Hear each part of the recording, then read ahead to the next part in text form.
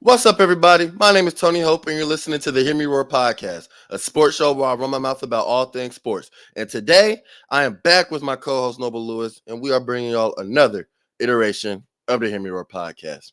And if you're not familiar with my voice, you better get used to it because I am the future of sports media. Today, it is March 5th at around 9:30 in the morning, and we are here presenting y'all another episode of Hear Me Roar. We have a great topic list to give y'all today. Last weekend, or last Friday rather, it was a trilogy fight between myself and Kamren Burton live at the Battery for NFC 162, I believe. It was a very great night. I walked out of there with the unanimous decision win. It was one of my better fights, my cleaner fights that I've ever had. Walked out without a scratch. You know, if my lips look a little bustish because I was right back in the gym on Monday, and my training partners be whooping my ass more than any opponent will ever do. That's how you know I train with some real warriors. But yeah, man, we'll talk about that. Get into that. LeBron James, he hit that 40K milestone. Absolutely incredible, unprecedented. The GOAT discussion has shifted if you care about that type of stuff.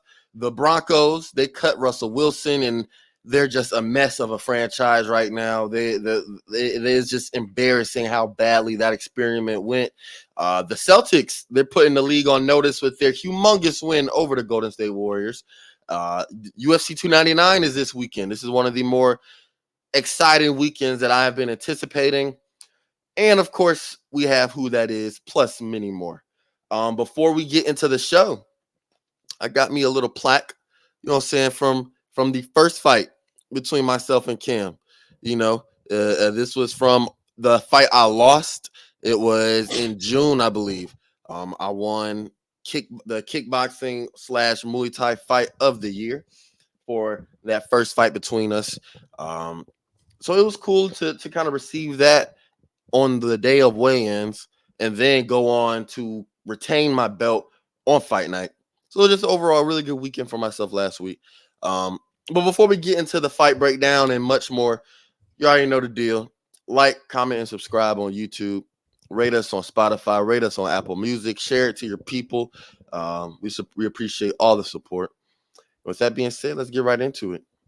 But before we get into our real segments, let's take a little quick trip around the sports world. You already know this is something new that we've been doing, where there's topics that aren't necessarily worthy of full analysis and breakdowns, but they are pretty prominent. Mike Evans, lifelong Tampa Bay Buccaneer. He just re-signed a 2-year, $52 million contract. Great money for someone who is kind of older in age. He is, like I said, Still lifelong producing though. Bucks player. He is going to stick around for the foreseeable future. Uh, Still 1,000 yards every season of his career, I think, except for his rookie year. That's just incredible. So with that being said, do you think they are going to pursue, or Baker Mayfield's going to want to stay in Tampa Bay and try to continue to build something around him? Yeah. I mean, obviously players will say one thing and not really mean it, but Mike Evans did say he wanted to see what the Buccaneers were doing before he made his decision. Obviously we don't know what he was offered by any other teams and things of that sort, but it makes you think that they're probably gonna stick with Baker, and I hope they do. It seemed like he was a really good fit down there. It seemed like they had a good connection going, and getting to do it longer will only build something more special. So I do think Baker will probably stick around. I think they've got a lot to build on. Baker is still relatively young. He's not like an older quarterback, so they still got a lot to work with in terms of him. I don't think Mike Evans at this point in his career wants to play with Kyle Trask. So Yeah. I think Baker's sticking around. So Jason Kelsey, he officially retires. He is done with the NFL. Um, it was kind of it wasn't the swan song moment that he might have would have liked to go out with, especially with the way that Philadelphia season ended. But I understand he's had a 13-year long career, uh, and it's just grueling. He's on one of the more physical positions. People sleep on the offensive lineman, and as far as like the toll that it can take on your body. So, not to mention the mental wear and tear as well. So, as while it may not have been the perfect ending to his career, he definitely had himself a great one. Super Bowl champion with Nick Foles under center, made it to another Super Bowl with Jalen Hurts. Plenty of great moments. Definitely retires as a legend. So now it's up to the Eagles to try to find a replacement, which is not going to be easy, not at all. He was homegrown in Philly, so in the offensive line position is one of the few positions where it's like you're not going to just go out and sign someone and have immediately have that impact. You're going to have to either get them through trade, a la Trent Williams with the 49ers, or you're going to have to draft him. It's that those are the only two, real feasible ways, because if you're an O lineman and you hit free agency, number one, your team is probably not even going to let you get to that point in the first place. They're going to re-sign you. They're going to get you all these different ways to keep you in one area or in that same place that you were drafted in for as long as possible. So Eagles going to have to figure that out. And just in general, they're going to have to. They have a lot to work, or they have a lot that they need to work around. As far as play calling is concerned, as far as the age of that O line. So we're gonna see how it is for Philly moving on this season. See if they can kind of stop this free fall, because I still feel like they're still reeling from that final stretch of the 2024 season. Xavier Worthy, the NFL Combine just wrapped up. Xavier Worthy sets the new NFL record as far as a 40-yard dash is concerned, running a 4.21. That's just ridiculous speeds. I don't know what my 40-yard dash is, but 4.2 seconds running 40 yards is superhuman type stuff. That is just ridiculous. Like I don't even, like I say, I don't put a lot of stock into it, because if you're a receiver, I'm really expecting you to be fast. Yeah, I However, mean, anyone who that's just ridiculous. any GM that didn't already see his speed shouldn't be a GM, but Right. it is still very impressive. Very impressive. Just a cool feat in of itself. Um, this weekend we're gonna be talking about UFC 299 shortly, but it's big for combat sports. Period. If you don't like the UFC, you don't like MMA, cool. We got boxing for you. We got Francis Ngannou versus Anthony Joshua. This is gonna be his second ever professional boxing match. He's fighting top heavyweights. It's just ridiculous. He went from Tyson Fury knocking him down. He was a plus like 1,000. He was like a plus 1080 betting underdog against Tyson Fury. Now in this fight against Anthony Joshua, the betting line is much closer, with him being like only plus 280. So he did enough in the better's eyes, or the betting book eyes to reckon a closer betting line against Anthony Joshua. In my personal opinion, I think Francis Ngannou might have a chance to pull this off. I would Absolutely. pick him to win. I still had it. I still think he beat Fury, but With that, that's with that neither here performance nor against there. So Fury, that was his first ever professional boxing match. We know he has the power in his hands in the 4-ounce gloves. It translates over into the big boxing gloves. I think, and of course, going against Tyson Fury, who is the best heavyweight in the world, you're going down to probably the second or third best, to Anthony Joshua. So, just from that perspective, I think Francis Ngannou has all the confidence in the world, even more so than he had the first time, from when he had literally nothing to lose. Number one, getting a massive payday, and then number two, having a 0-0 record. If you show you just showing up into the ring is a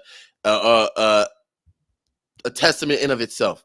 So I'm glad for Francis Ngannou. He's getting his money. He's getting a great fight against Anthony Joshua. I'll be watching it. And then we got the Glory Kickboxing Heavyweight Grand Prix. So if you don't like MMA, cool. If you don't like the UFC, cool. If you don't like boxing, cool. We got kickboxing for you. That's something I'm excited to watch. Been watching a lot of Glory recently. It's gonna be an 8-man tournament, same night.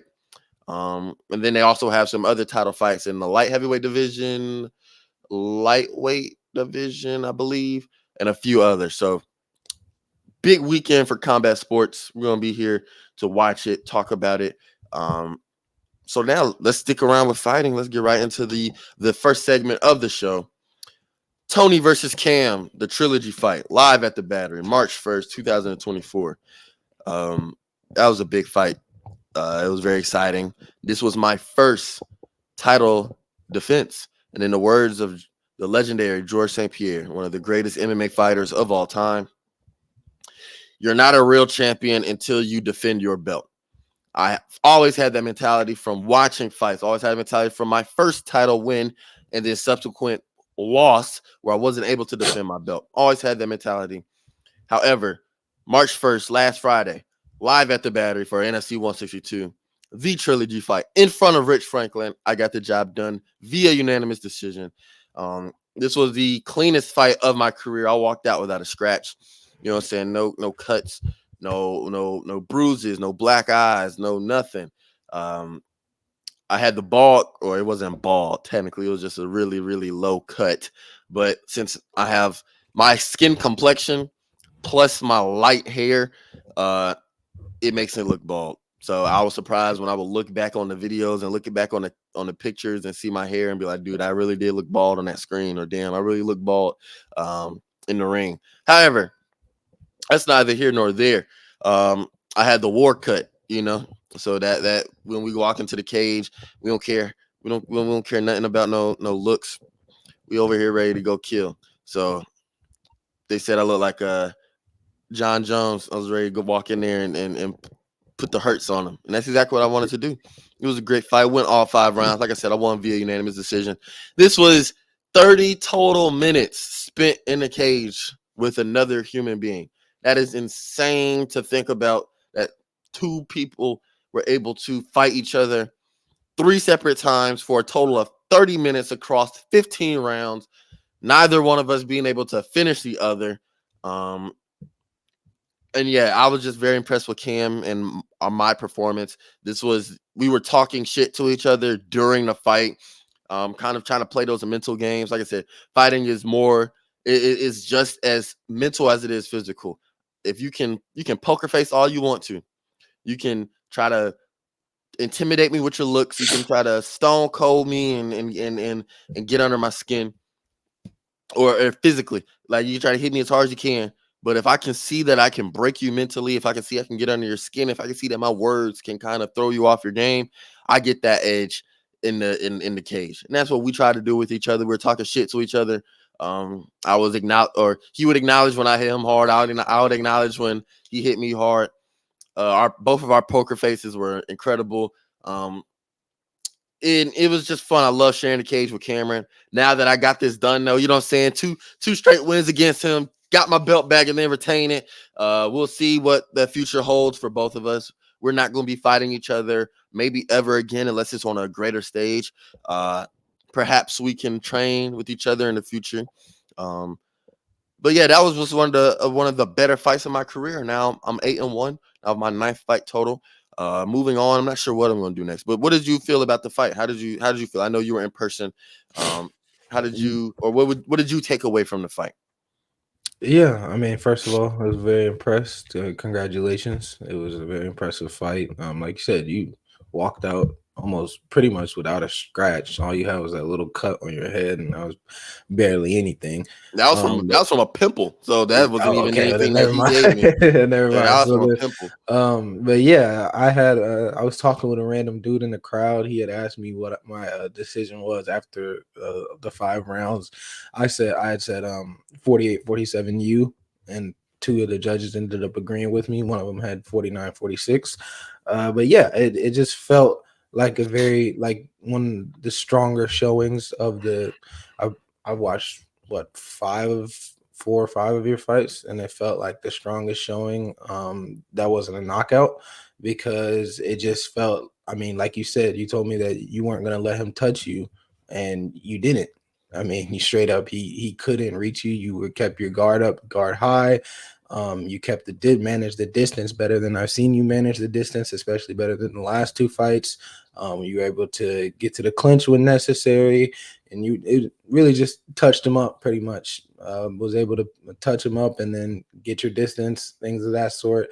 Good strong kicks. If you didn't have the elbow pads, I think he would have gotten knocked out by the spinning elbow that you hit in Oh the man, dude. 3rd or 4th round. No, One it of was the those two. 5th round. It was like That was the last round. 25 seconds. Yeah, I was surprised. It was No, like 25 seconds left in the 5th round. Really? Okay. Well, I gotta I'm remembering that wrong, but Mm. yeah, it was just I do think you probably would have knocked him out without the elbow pads, but yeah, it was just a very impressive fight. I still gotta I rewatched it with my videos, but my videos were kind of blocked by the pillar or like the cage itself, things of that sort. So I'm gonna rewatch it on the other link that you have. But yeah, like I said, it was just very impressive win. And you pretty much it was just the best I've seen you maintain the distance. That was one of the things that I really wanted to see, because you had such a reach advantage. I wanted to see you really use that reach advantage, and you did very well.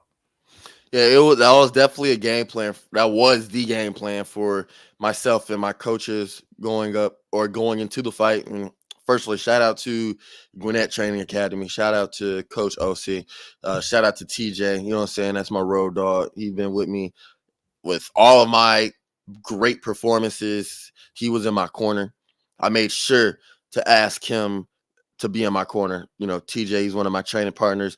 Uh, one of the one of the many dogs that I train with and that pushes me. And that was the game plan going into the fight for sure, to maintain distance and just stay long. The Battery is a small venue, number one, and the cage is smaller compared to the other venues I fought at, whether it's in Tannery Road in Buford or Monday Night Garage down in West End. I have those cages are much bigger. So, and you're talking about two fighters who love to kind of move around.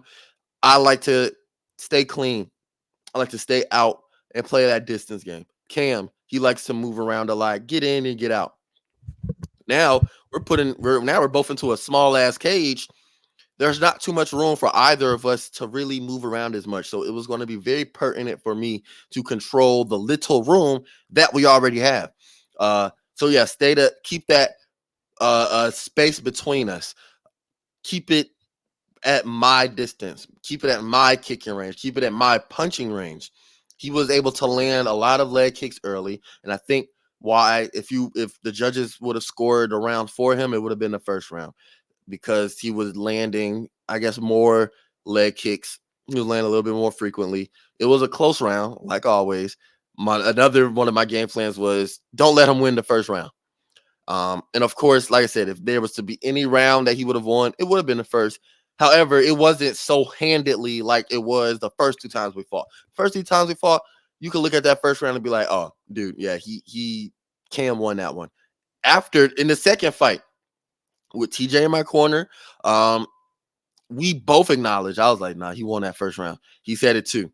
He was landing so many overhands, was landing flush. His hands were landing clean and early because I couldn't control that space between us with the jab, with my front kicks, with leg kicks, with front kicks to the thigh, with that with these long range weapons. I wasn't able to keep him from closing the distance and engaging in those quick flurry of hand and strikes followed up by a kick that he likes to throw so much. So in this fight, we neutralized all that. Um, I told him after the fight that he impressed me with how much stronger he got in the clinch because in the second fight, that was one of the reasons why I won. I was able to kind of big brother him around, muscle him around, throw him to the ground, sweep him, control the clinch, press him up against the cage, kind of wear on that gas tank of his.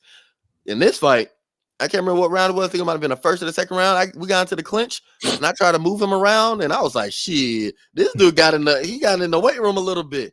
I was able to just kind of move him around because I knew I was the bigger, stronger, taller, longer fighter. Um, but he did a great job at kind of not going for that. He said, "All right, I'm gonna go ahead and we're not going." He even admitted it to me into the on the NFC podcast last night that that was a game plan of his. He wasn't going to let him. He wasn't going to lose due to being out muscled and out techniqued in the clinch. So he got my respect with that. I tried to trip him a couple of times in the clinch, but his base was very strong. Um, our gas tanks, we could go all night. And it's very interesting that when you get into the cage and you get into that fighting environment, if your conditioning is really good, if your cardio is really good and you pace yourself well, but you push yourself, but you pace yourself really well throughout the fight, 5 rounds, 2 minutes is not enough. I wanted to go another one. I want the rounds to go increase in time because I truly think that as a pro, when I go pro and I get those 3-minute rounds for either 3-round fights or 5-round fights, I truly think I would get more knockouts. I would get more finishes because I know my gas tank is better than majority, 99% of fighters, period. Not just in my weight class, but whoever's a fighter. Um, I think my gas tank is up there with the best of them. Um, and I think that if there's just a little bit more time, I can get a lot more guys up on out of there. My fight style is very much so catered for the long run. I'm not just a straight sprint runner. I'm a sprint and marathon distance trainer. I do both. You know what I'm saying? As far as like a comparison, I can go to straight sprint clearly with these 2-minute rounds that I have to go, but I prefer to go long distance. You know what I'm saying? Let's just see how long we can take it. I'm gonna take you into deep waters. See if I'm a jog some and then sprint and then go back to jogging intervals. You know what I'm saying? I'm gonna see if I can take you to those deep waters. So I can't wait till we can go into there. Like you said, if there wasn't any elbow pads, that spinning elbow I landed in the 5th round, timed it perfectly. I walked him down, stalked him, waited for him to give me that one little telltale sign that he was going to throw something. He led with the cross.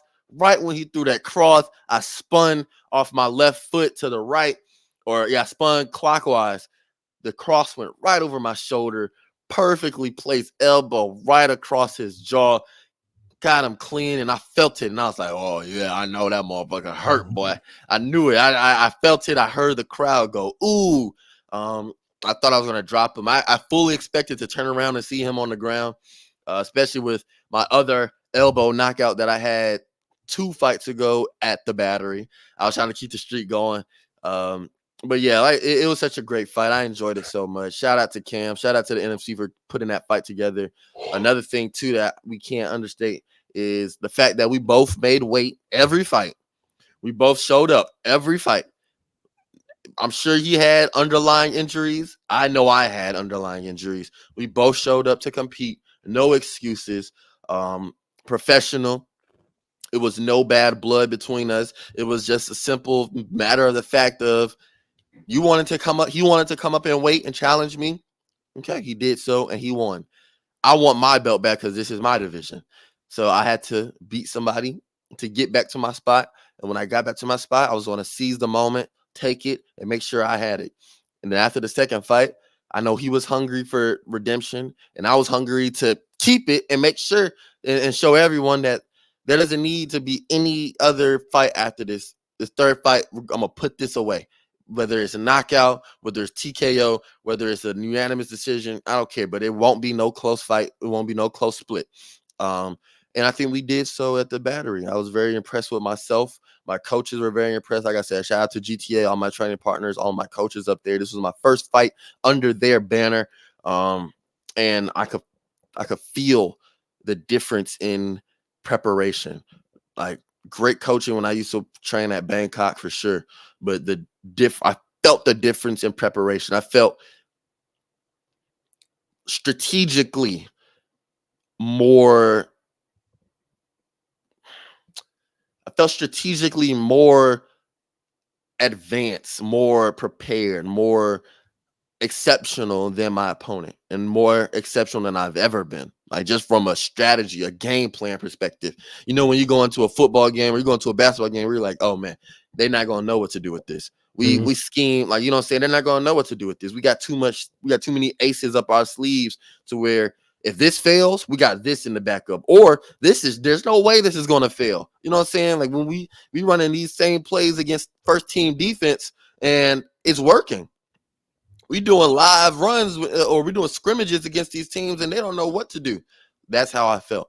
That's how I felt. Like it's like I'm going against heavyweights. I'm going against folks that got 40 pounds more on me, folks that got 30 pounds more on me.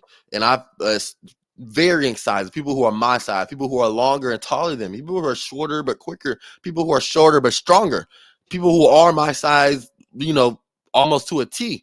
And everything that I'm doing is working on my training partners. I knew it was going to work on whoever I fight against the cage.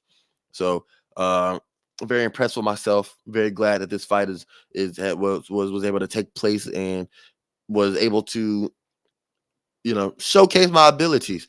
One of the first things I always ask y'all, my friends, my family, people who showed up for me, I always ask, first thing was, did y'all enjoy it? I'm not just a fighter.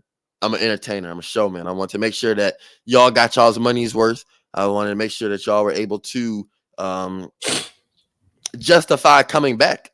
Every now I want, I want to build that rapport with y'all to where it's like, oh, y'all want to come see me fight.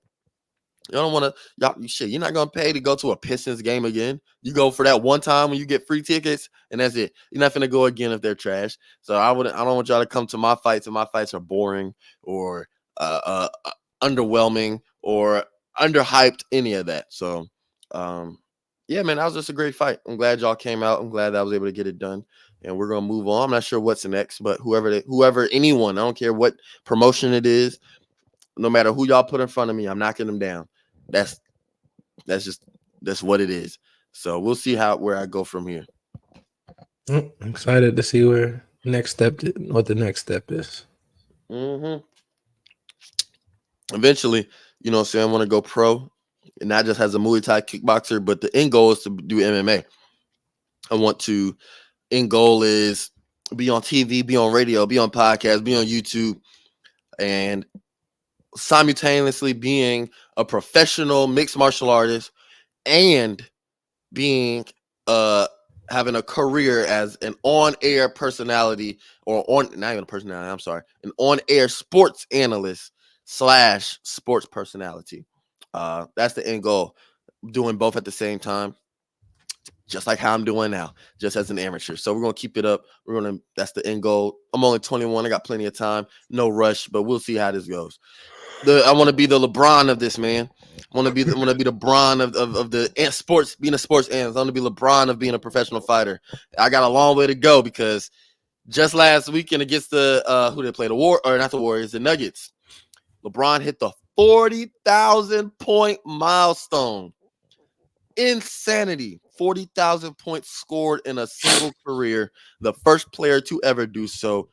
The only player that is going to have that accomplishment in my eyes. I don't think anyone will even be able to match that Not for a anytime soon. very, very, very long Dude, time. I'm talking about, I don't see us, dude. I think we'd be in our 50s and 60s before we see another player even come close. Like, we got to think about it. Kareem hit 38,000, or how much? Yeah, I think 39,000. That was 38,000, and that was what his career went all the way into 90s, early 90s. Mm-hmm. So his career started in 1970s, 1970, 1971. So it took him that much time, and by then, my dad wasn't even born when he started. And my dad is now 51, about to be 51. So I don't think we're going to be able to. We're not going to see somebody hit that milestone until we're in our 50s and 60s. It's truly incredible. He's a player that I can say I've grown up watching. He's a player I can say I've seen score 40,000 points. I don't engage in GOAT debates. Rather, I just understand and appreciate the sheer legendary level of play from each player provided, no matter if your GOAT is Bill Russell, no matter if your GOAT is Michael Jordan, if your GOAT is LeBron, if your GOAT is Kareem, if your GOAT is Kobe. I personally, I respect your answer if you can back it up with some actual stats and some evidence. However, what LeBron has done over the course of his 21 year long career, and counting, mind you, he's still got another 2 years in him at least. It's unprecedented, and I don't think will ever be replicated. And you can never say never in sports. That's what I'm saying. If it is happening, it's going to be years, decades from now. However, I believe this is an exception. What do you think? Yeah, I mean, there's some sports records that still hasn't been broken. Wayne Gretzky set the points and the assists, or points and assist total in hockey in the 90s, and that still hasn't been broken. Kareem's obviously just got broken. So there's some records that aren't going to be broken. Steph Curry's 3-point record is probably going to be just as unattainable as LeBron's record. Because he broke it 2 years ago and has still been counting ever since. So it's just the fact that he didn't crawl past Kareem, Like it's one thing where you beat it in your last couple games. He's only putting up 10 points a Right. game, and He's he's kind where of it's like he's playing just to do that. He's exactly. extending his career just to break that. Dude, this That's motherfucker is that's fresh. different. Yeah, exactly. That's one thing, but the fact that he passed him and is just smashing the record. I mean, when you look at what he's actually averaging, it's like the only person that can really stop himself now is himself. Like, and that's why it's so unattainable, is because not only do you have to be great, not only do you have to be great so long, you have to also want to play so long. I mean, we talked about Jason Kelsey earlier. He retired as a first team All Pro. Buster Posey in the MLB, probably going to be a Hall of Famer, or going to be a Hall of Famer. He retired as the comeback player of the year. So there's a mental toll that goes into whatever sport you're doing. A lot of players just don't even want to play for 21, probably 22, 23 years. So that's just another reason why it's so unattainable, is because not only do you have to be great, not only do you have to be great so long, you just have to want to do it even longer. You have Right. to want to go out or keep playing, because it's, like I said, it's not easy. And so yeah, it's just, I mean, we they didn't even like stop the game or anything. Or did they stop the game? I I kind of don't think saw so. that. Yeah, they didn't even stop the game or anything. So it's just like, And um, they lost too. yeah, again, but still, it's Jamal Murray and Jokic. They said they wanted to go, or Jamal Murray in particular said that they wanted to go out, and after the 40K kind of ruined the night for him. But it's still just amazing to see any player do something so monumental. I actually saw something this yesterday, that the Wizards actually stopped the game and gave MJ a trophy when he hit 30K, because he hit 30K on the Wizards, and they just didn't have much else to celebrate. So they actually stopped the Yeah, game I'm and about to gave him say a yeah. trophy for that. But yeah, it's just, I mean, LeBron, Curry, KD, all these guys that are up there in age, even Chris Paul, all these guys that are up there in age, you just got to be super appreciative for them, because they don't have to. They have literally nothing else to prove. They don't. They're not doing this for the money. They all got Right. shoe deals and things of that sort, all sorts of sponsorship deals. So they're not doing this for the money. They're simply doing this for the love of the game and for the fans. And I mean, you just have to look at that, and how can you not admire what you're seeing on the court? Because they, like I said, they could have hung up the shoe, they could have hung up the laces a while ago, but they're still out Hmm. here. They're still out here performing. They're still out here performing extremely high level. That takes an immense amount of training, an immense amount of desire to be the best, and they're just, I'm letting it all out in these last couple years. Yeah, dude, it's incredible just to see what LeBron has been able to do. Like I said, I started walking, not walking. I've started watching basketball to that '05. So he was already about 2 3 years into his career. So just to be able to say, man, like I genuinely watched majority of him. Like, yeah, of course, not every single point. I'm not a Cavs fan, but I watched. You know, what I'm saying, I've watched this man, the feats that he's been able to pull off. I watched the buckets he's dropped. I've watched his big games. And then of course, if you even factor in the around 10,000 points that he scores in the playoffs, he's about 50,000 total points across the regular season and playoffs. It's ridiculous. There was a tweet that said for a player to reach 40,000 points, they will have to average 24.4 points per game while playing every single game for 20 straight years. For reference, there's only been 11 players in NBA history who've averaged 24 plus points for 10 plus seasons, not even consecutively, just 10 plus total seasons. But only MJ and LeBron have been able to average that point per game for 10 plus consecutive years. So if you just think about all the legends we've had, Shaquille, Bird, AI, Um, um, George Gervin was on that list of 11 players. Look at Dr. J. You look at Dirk. You look at all these players where we look at them and we're like, dude, these were some great scorers. KD, Curry, even. None of them have been able to do that. So it's only two players who have that 24 plus point per game over 10 plus consecutive years. And even for MJ, that dropped off after he went to Washington. It dropped off to about 20, and then it went down a little more. A little more. Uh, the health, as far as LeBron is concerned, is just ridiculous. Um, After he went to the Lakers in 2019, we could start to see the cracks in his shield. That's when he got that groin injury. And then it would just be little pesky things Your that would man, sideline him for a few. Yeah. Solomon Hill on the Hawks. Oh yeah, that was ridiculous. Yeah, I don't. That was. I don't think it was intentional still, but Yeah, that I was wasn't, crazy. but yeah. Yeah, that was nasty. He definitely took some time away from him. But just the fact that he's still able to hit that mark, and he doesn't have to play. He didn't have to play each and every single game of a season. That just goes to show how talented of a player he was. And you hit the nail right on the head, that we're witnessing an incredible period of time in basketball, and it's our duty to enjoy and cherish these moments, because one day these guys aren't going to be here. I'm not even just talking about the older guys, I'm talking about the younger guys too. Look, some of these players are already 5 years deep into their career.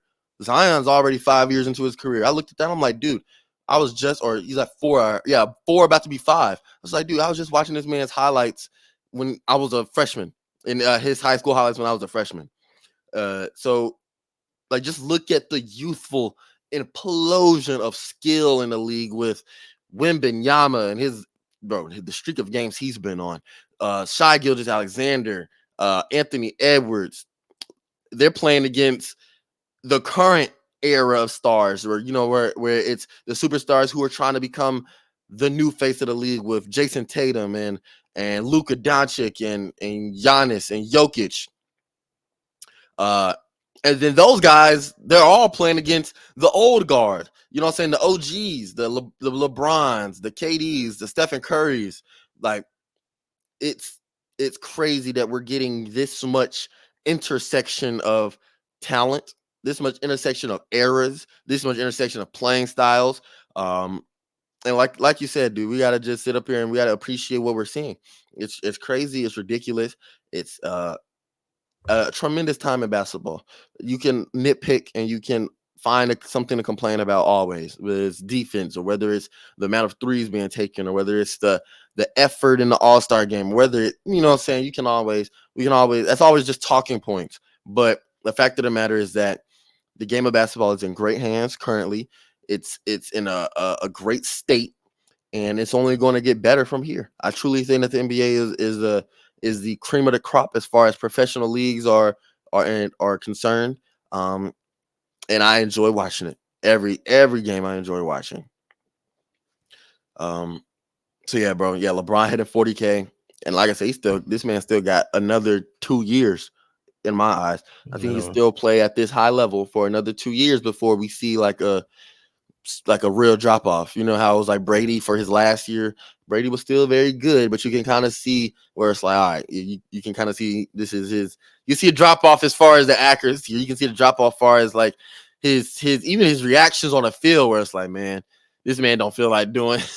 This man don't feel like putting up with some of this shit. I can see. But LeBron, I think he has another 2 years of high level play in him remaining.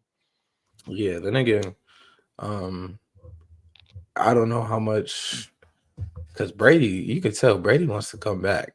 Every Oh yeah, I video already. I see of him, he looked like he regrets the fact that he just chose to retire. True football guy through and through.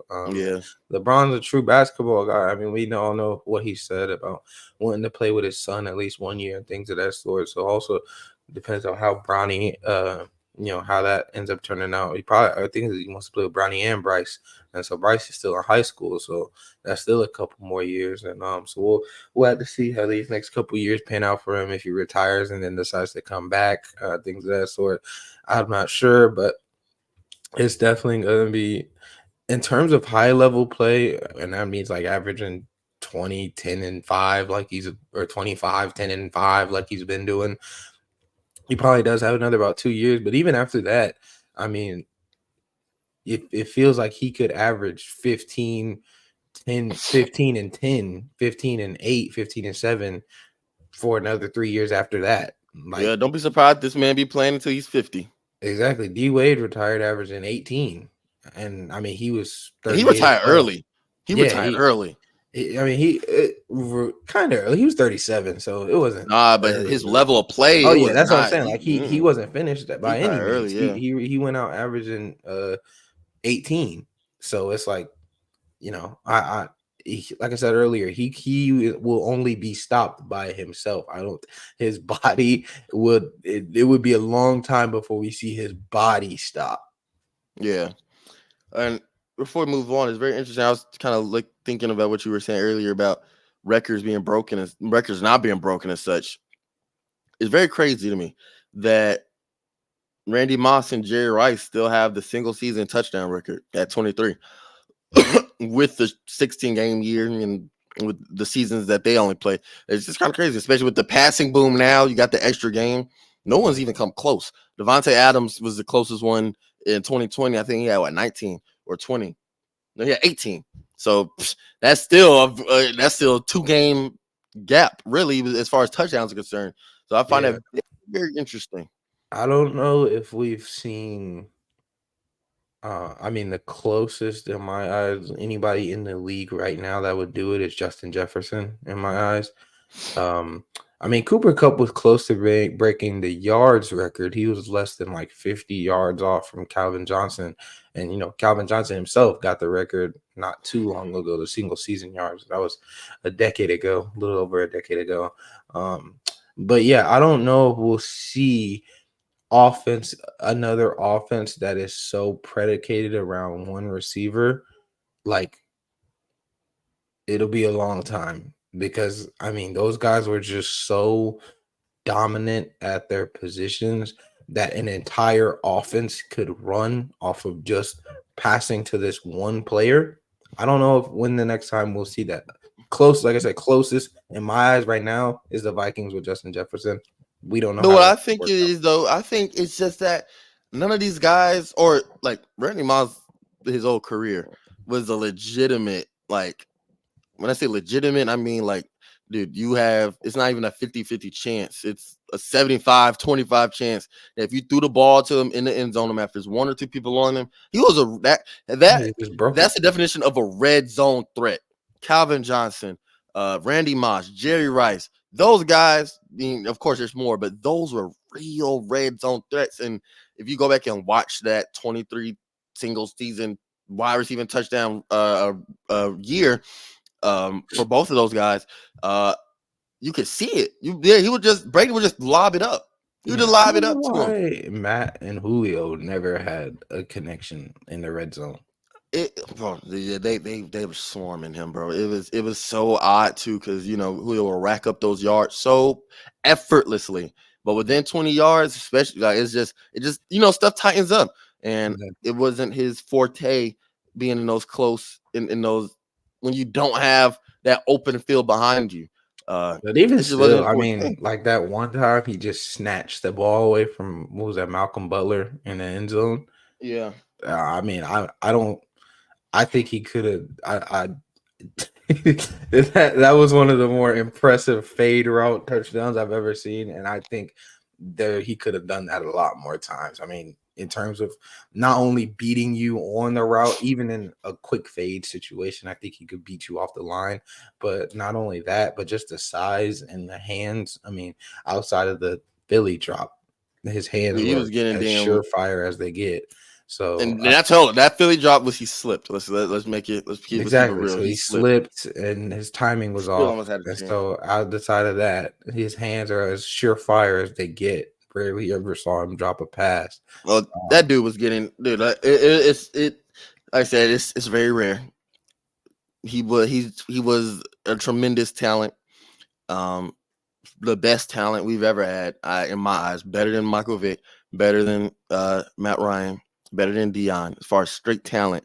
Uh, the Dude, he was getting goddamn triple teamed in the damn end zone too. Calvin Johnson is the only man I've seen do something with that, and I guess was it The DeAndre issues he Hopkins, maybe.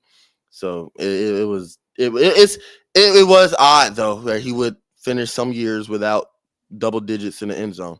He was It was allergic very to it odd. though. He would stop at like the 3. He would get tackled at like the 3, the 2, the 4. Yeah, so he would get us there, and then it was just now it's like, well, we're gonna make sure you don't get there again. So we got to hand it off to Michael Turner. We got to hand it off to Devontae Freeman. We got to look at Roddy White's way. We got to look to Calvin Ridley or whoever whoever else we're throwing to. But yeah, it's just super. I wonder who is going to be the next to get there. You got what 17, and they're talking about doing 18 games. Who's going to break that That's record? insane. 18. Yeah. So what if they go up to 18, we're going to get 2 bye weeks. They have to. Yeah. They're not going to run these niggas into the ground. The PA is not going to allow that. I'm sorry. That's just the NFLPA needs to put their foot down. I know they're the weakest players organization in all the professional sports leagues, but they have to put their foot down somewhere and just say, like you said, I mean, just from a player health perspective, I mean, look at all the injuries we had this year, all the quarterback injuries. How many quarterbacks do we see with season-ending injuries, things of that sort? So I just they got to put their foot down. They cannot allow the owners to just. I mean, they're not going to stop at 18. Clearly, they didn't even stop at 17. Yeah, And it's that's only been more than we've ever 3 played. years. It's only been 3 years Exactly. old, really. So they've got to put their foot down somewhere. And even if they do get the 18, like you said, 2 bye weeks, I'm sure the players actually wouldn't mind 2 bye weeks. Yeah, I'm sure. Yeah, they would like that. But sticking to the NFL, the Denver Broncos starting this offseason off just predictably, but horribly at the same time. Like for themselves, like they cut Russell Wilson yesterday. They did it before the March 17th new season, but what a fucking disaster of an acquisition. They acquired Russ in a huge trade with Seattle 2 years ago, where they gave up 5 draft picks, including 2 first rounders, Drew Lock, Noah Fant, and D tackle Shelby Harrison, in exchange for Russell Wilson and a 4th round pick. So a huge payload that they gave up. Then the Broncos signed him to a 5-year, $242.6 million contract, which at the time I believe was 3rd highest in the league behind Josh Allen. I believe the result. You know what the result of all this was? The result of giving up 5 picks, 3 players. The result of 5-year, $242.5 million contract, an 11-30 record with Russ as a starter. The Broncos were so ready to move on from Russ that they benched him for the final 2 games of the year for Brett Stidham. They now have about $85 million in dead cap. And not only that, first, like I said, this was very predictable, as it was going to be nigh impossible to find a trade partner to take on that grossly overpaid contract that you're trying to ship off 2 years too early. They're still on the hook next year for that $37 million in guaranteed money that he's going to get anyways. Mm-hmm. So you got that much, and you got that dead cap you got to contend with, and it's a loss of like $49.6 million against your own salary cap for this year. So it's like you're fucked. Like your books are cooked. they have no. I mean, and talk about a move that just sets you back. And then it's funny that you can look at there's 2 contenders, barring what we see next season. Right now, there's 2 contenders for the worst trades in NFL history. That one, and then the Browns one with Deshaun Watson, also looking like that might go down as one of the worst trades in NFL history. Because if they're kind of in the same situation. They can't cut Deshaun because it would be the same dead cap situation. But at least they've been having success. They made the playoffs this year. Yeah. That's the way. The Broncos, we all know the disaster that happened last year. This year, they picked it up and then sputtered towards the end of the season. They can't score in the red zone. Their red zone offense was so putrid. But I don't blame Russell Wilson for that, because they had no weapons. They had Cortland Sutton, who was solid, but not a you know, not a serious number one receiver. Um, Jerry Judy hasn't lived up to what we thought he was gonna at be. all. Running backs, Jeremy La- McLaughlin, Last like year, who was Melvin Gordon with his rocks for hands, yeah, fumbling the and then ball? Jerry McLaughlin was the backup, like that took over a couple weeks. So, like it's just they had no weapons on the offense. Offensive line was They had Mike McGlinchey at right tackle. I know how bad he is. So literally uh they they had nothing going for them on offense. So it wasn't even Russell Wilson's fault. But yeah, they just get to take on a mountain. And then we all know what happened, or for those that don't know, the Broncos asked Russell Wilson to take out his injury guarantee. And he said no. And so they threatened to bench him, which is basically like extortion. You can't do that. He talked to the NFLPA, talked to lawyers, got all of them involved, and said no, you're not allowed to bench someone because they won't remove their injury guarantee. That's the contract that you signed. You're the Yeah, one that agreed to that, so you can't just gotta bench uphold him it for unless that. I want to. Yeah, Exactly, you can't bench him for that. That's literally like extortion, a form of extortion. So, um, yeah, that whole fiasco, we kind of saw the writing on the wall after he exposed that on I Am Athlete. And so it's just let's not forget him and Sean Payton. They were clashing heads. He was exact cussing him out, or Sean Payton was cussing him out on the sideline, or at least chewing him out. Uh, yeah. So the it's writing was just on the wall. Yeah, it's ugly, very ugly situation. And Broncos, I don't know how this GM, what dirt he has on the owner, because I don't know how he still has a job. Uh dude, it's so embarrassing. Like since Peyton Manning retired in 2015. Let me read you this list of names. Let me read you this list of names. These are quarterbacks, and this also is to segue or to agree with your point of we're not just going to sit up here and scapegoat Russ like he's the only problem here. This has been a continuous thing. They haven't had weapons for a very long time for any quarterback that was starting. Listen to these names. Since Peyton Manning retired in 2015, Brock Osweiler, Trevor Simeon, Paxton Lynch, Case Keenum, Joe Flacco, Brandon Allen, Drew Lock, Jeff Driscoll, Brett Ripien, Teddy Bridgewater, Russell Wilson, and Jarrett Stidham have started a game for the Broncos. They have been 52-79 during that time span. They haven't made the playoffs since they won Super Bowl 50. Like I that is tweeted out. hell. I said if I was a Broncos fan, I would have ended it when they released Russ. Because it's just, I mean, they have had, and it's so crazy because they've been so good defensively. They've been able to draft defensively. Justin Simmons, PS2. They had Bradley Chubb, like things of that sort. But offensively, this GM just cannot get it right in terms of weapons, in terms of quarterback. It's just I've never seen, and I like I said, I don't know how he survived. He survived the Nathaniel Hackett hire when they struck Oh out on my that. God.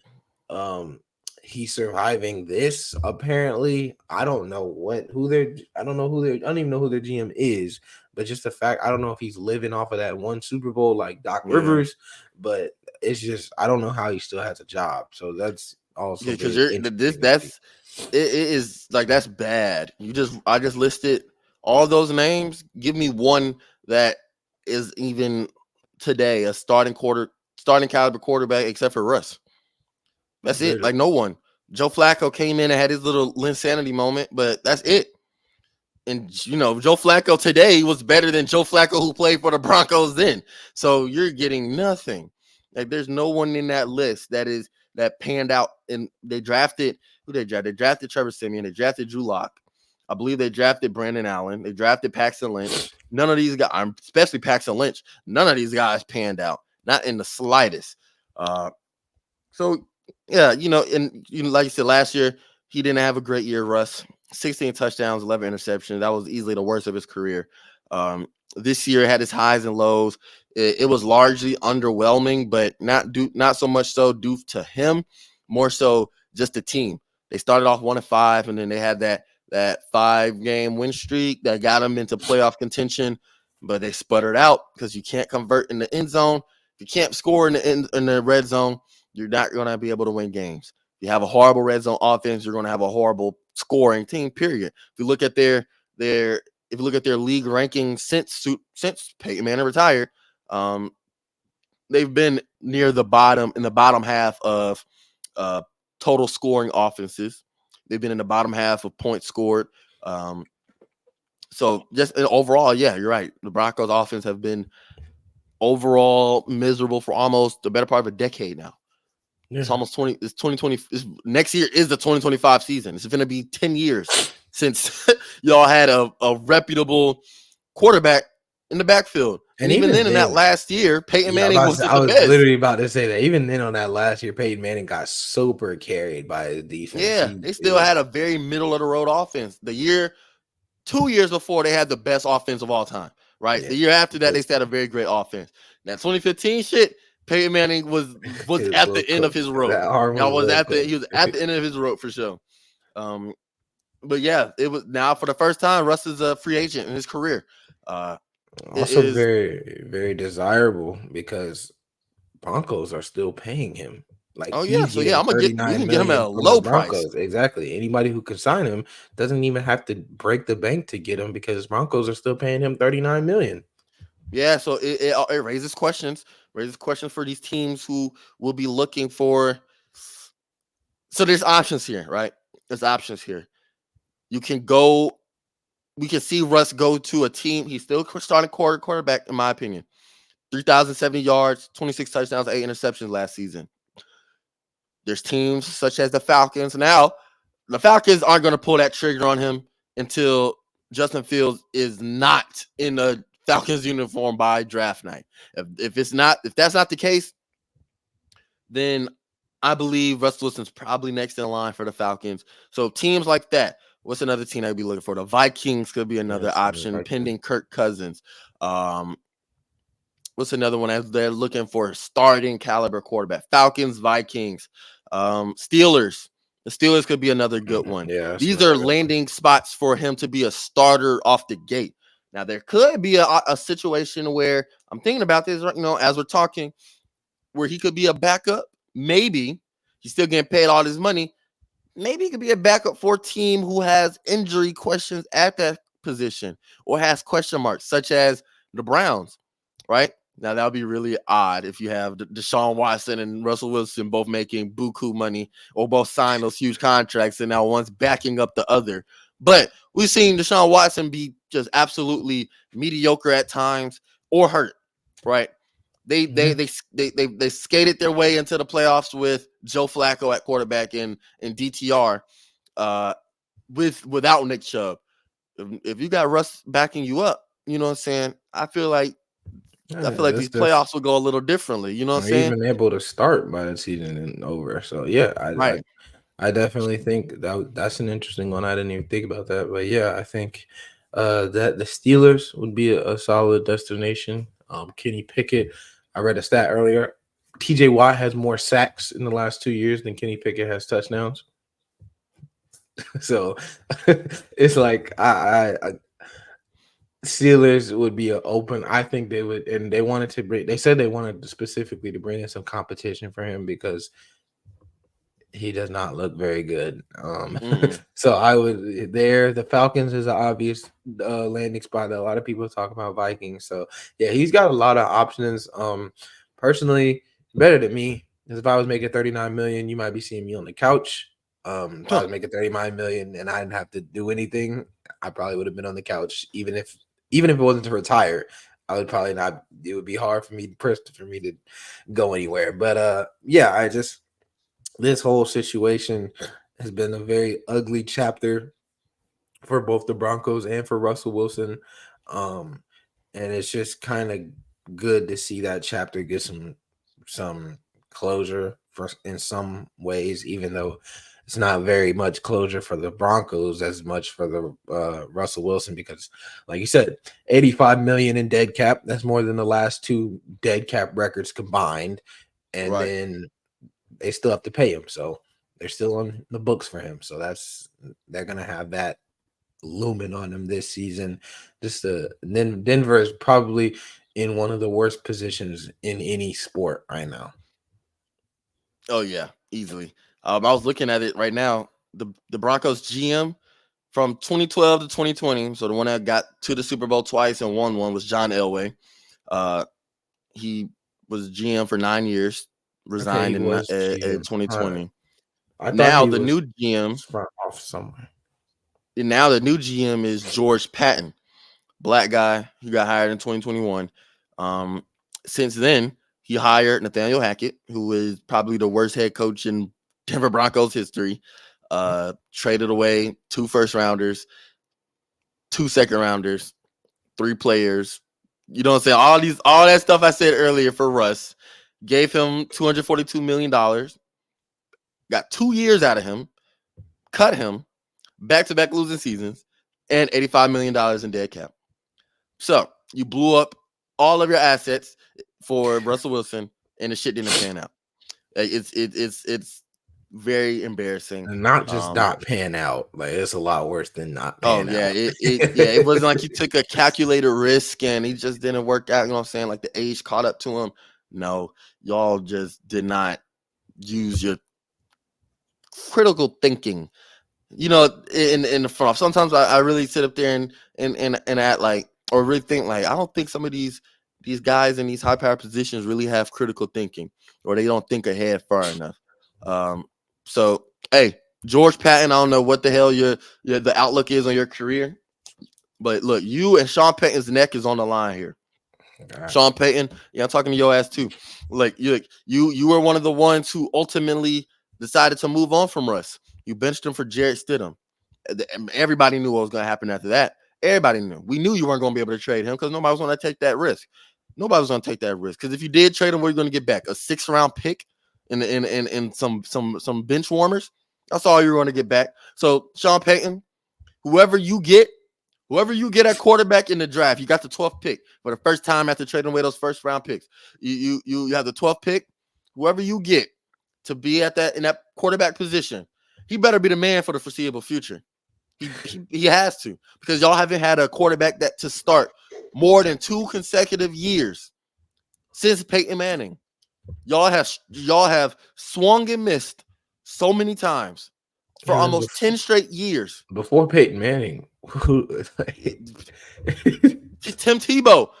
Yeah, you were trying to go for Tim Tebow. You know what I'm saying? Like it is. Y'all had it's been very putrid. Peyton Manning and that 2013 offense really rewrote the history books for y'all, because if it wasn't for that and DT and the amazing talent and Emmanuel Sanders and the amazing talent that y'all had on that offense and that defense y'all had in Super Bowl 50, we will be looking at Denver Broncos as a historic franchise that fell off a cliff after John Elway and TD and Shannon Sharp in them in the 90s.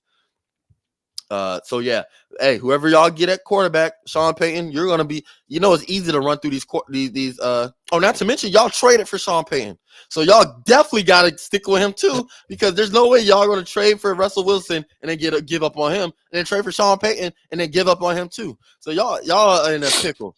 So whatever y'all do, y'all gotta make it work. Y'all have to make it work. 12th pick in the draft, like you said, there's no point trying to sign nobody. You're just gonna have to try to ride this. Y'all gonna have to find somebody in the draft. Y'all have to, unless y'all want to go sign Josh Dobbs and let him try to, pastronaut do his thing again. But yeah, it's a horrible spot for the Broncos. It's bad, just bad, embarrassing for how that situation panned out. At least Denver fans got the Nuggets. We'll say. Oh yeah, I can't feel too sorry for y'all because y'all got a championship winning team, better than most franchises can say, most cities can say. Speaking of NBA, we're gonna transition to the Celtics cooking the Warriors. Man, what has happened to y'all? Y'all are a good team, bro. That was a troll game, dude. I'm not taking that. That's an unserious team. I'm not taking them seriously. What is it? Draymond said they tried drop coverage on him just to see if it worked out. They said it didn't work out. Oh well. That was really dumb because number one, I know it's not the same team, but y'all just played these niggas 2 years ago in the finals. This team has not changed too much as far as personnel. You lost Marcus Smart. That's it. You still got Derek White, Peyton Pritchard, Sam Hauser, Jason Tatum, Jalen Brown, That's Al Porzingis. Horford. Like that, you know what I'm saying? Like if and then y'all got older, but why are y'all trying drop coverage on Jalen Brown? That's what I said. It's a troll. They're unserious. It was Like, they were coming off it's the third game in 4 days. It was in a road trip. All of the games were away. They were trolling. They were not taking that game but serious. why are you doing that when you know that y'all are what currently the ninth in the league still? Y'all are, Yeah. or in the Western Conference? Let me see. Oh, do I think they Y'all are should have done 10th. it? Absolutely not. At this point, the West is such a dogfight. I don't really know. Like, why are you doing? Like, why would you take that approach? You're 32-28, and y'all are not a bad team. Y'all Yeah, like it's not like y'all suck. You know what I'm saying? It's not like y'all are below 500 scaping by. No, y'all have been crawling y'all way back from starting very, very poorly this season. After the All-Star break, y'all have been one of the better teams. But then y'all come out and literally left Jalen Brown wide open, giving him free reign to score 29 points on 58% field goal shooting and 50% three-point shooting. Maybe this strategy would have worked if Jalen Brown didn't already take upwards of 17 shots a game. This man is a volume shooter too. He's not just I'm gonna take what you give me. He's gonna shoot the ball, period. So if you're gonna leave him open, what you think this man gonna do? You're gonna scare him out of a shot. He was gonna get his shots up anyways. That was so dumb. I can't tell you. Like I said, um, the West is a dogfight right now. They're probably just content with a play in or higher spot. They're only 2.5 games away from being a 6 seed. So you do say every game has more importance, but at the same time it doesn't. They're on a little win streak. They're like 13-3 in their last 16 games. So they are on a pretty solid win streak, and I think the Celtics lost to the Bucks by 40 earlier this year as well.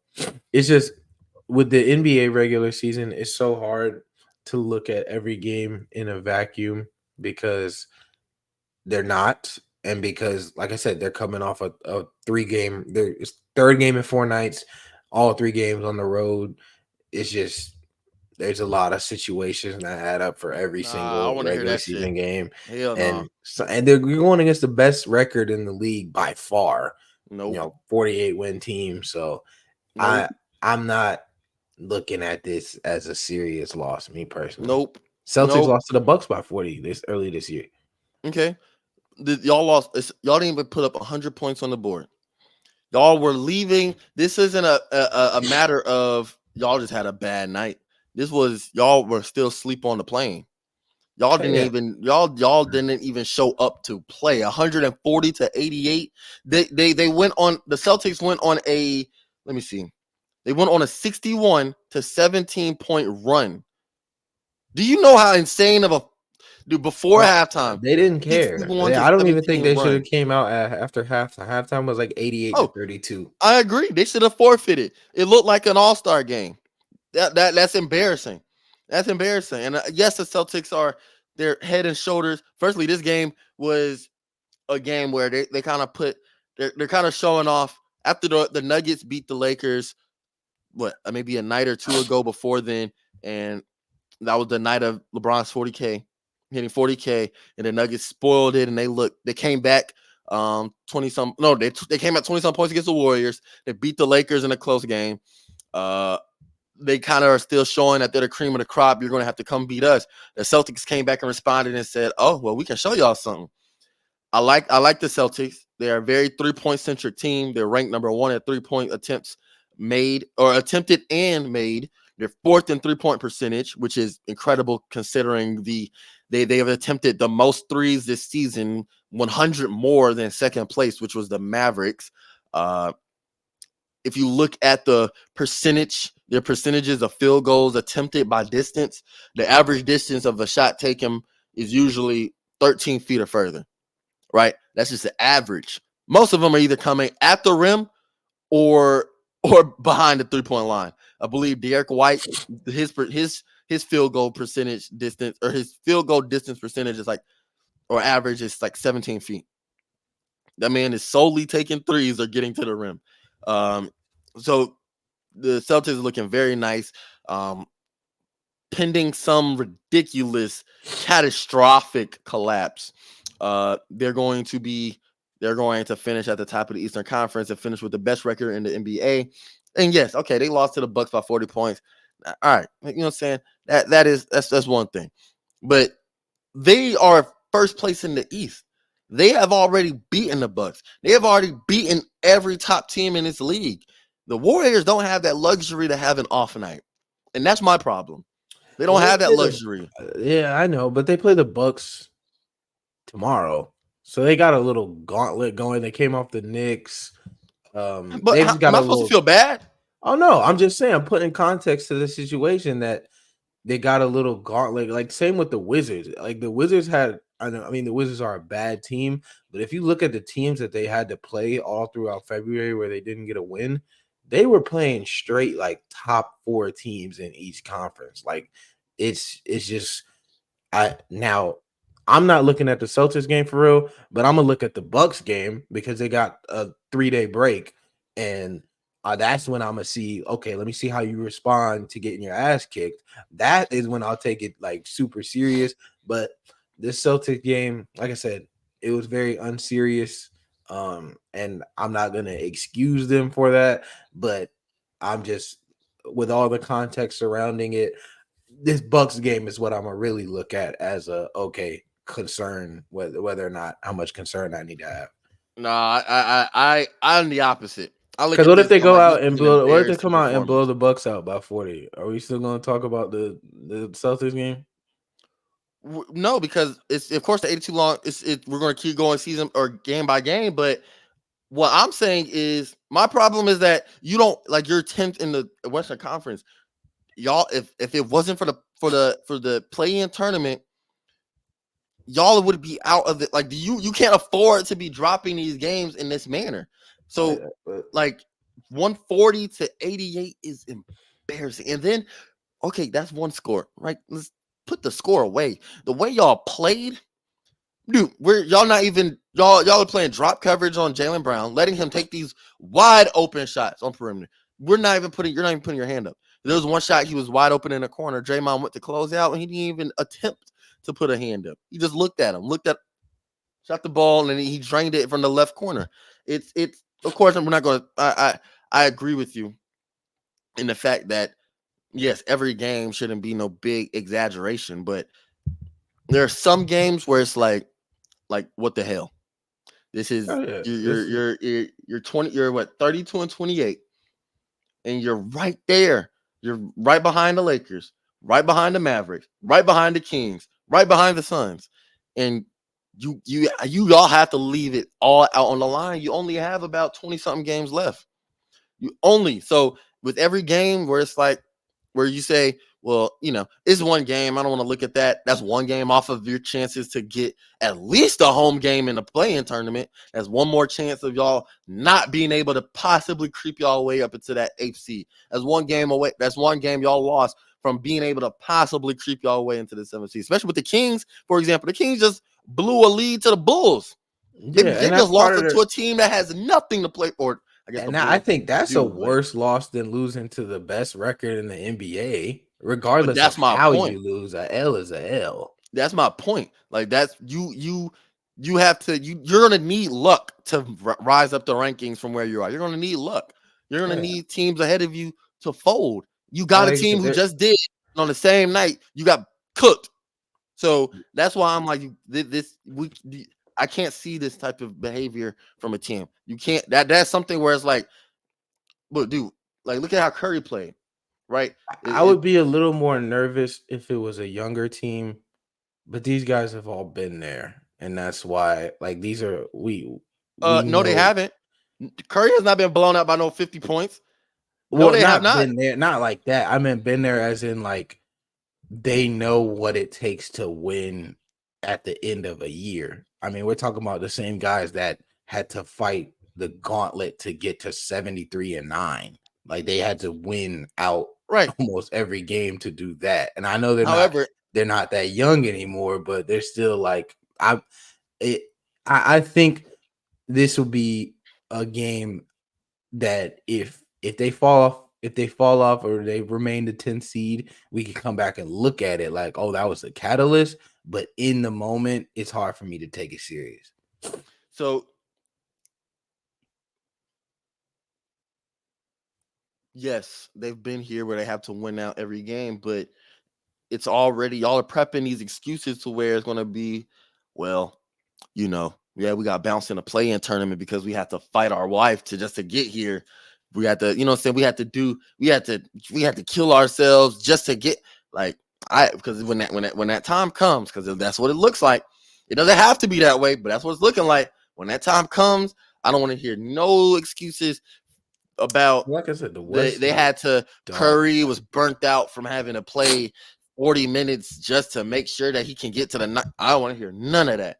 Like I don't want to hear not a single excuse for it in this when they get to the playing tournament, no matter what seed they're in, because they had to win out or they had to overextend minutes or they had to do this or do that. I don't. Right? We heard that before. But you use 7-3-9. We've heard that before when they played. They had to win out and they burnt out by the time they got to the playoffs. Right? We heard that excuse once. We've heard that excuse with Absolutely. other teams in other situations. I hate that excuse so much because y'all shouldn't be in this position to begin with. And like I said, anytime you drop these certain games, it's just one more opportunity for y'all to not, or for it's just you're making it harder on yourselves. So like I'm not sitting up here and taking this win or this loss as a holy, oh my goodness, the Warriors are cooked. They just got their ass beat. It wasn't a good performance by not one single member on the Warriors team. You from not the vets, from the young, from the youth, from even the damn coaching and the and the defensive scheme.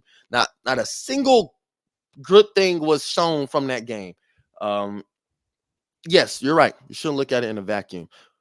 But this is inexcusable play, period, from any team. Y'all are the Warriors. Y'all aren't the goddamn Wizards. Y'all are not the Spurs. Y'all are not the Pistons. Y'all are not, these are, I expect more from you on a night to night basis.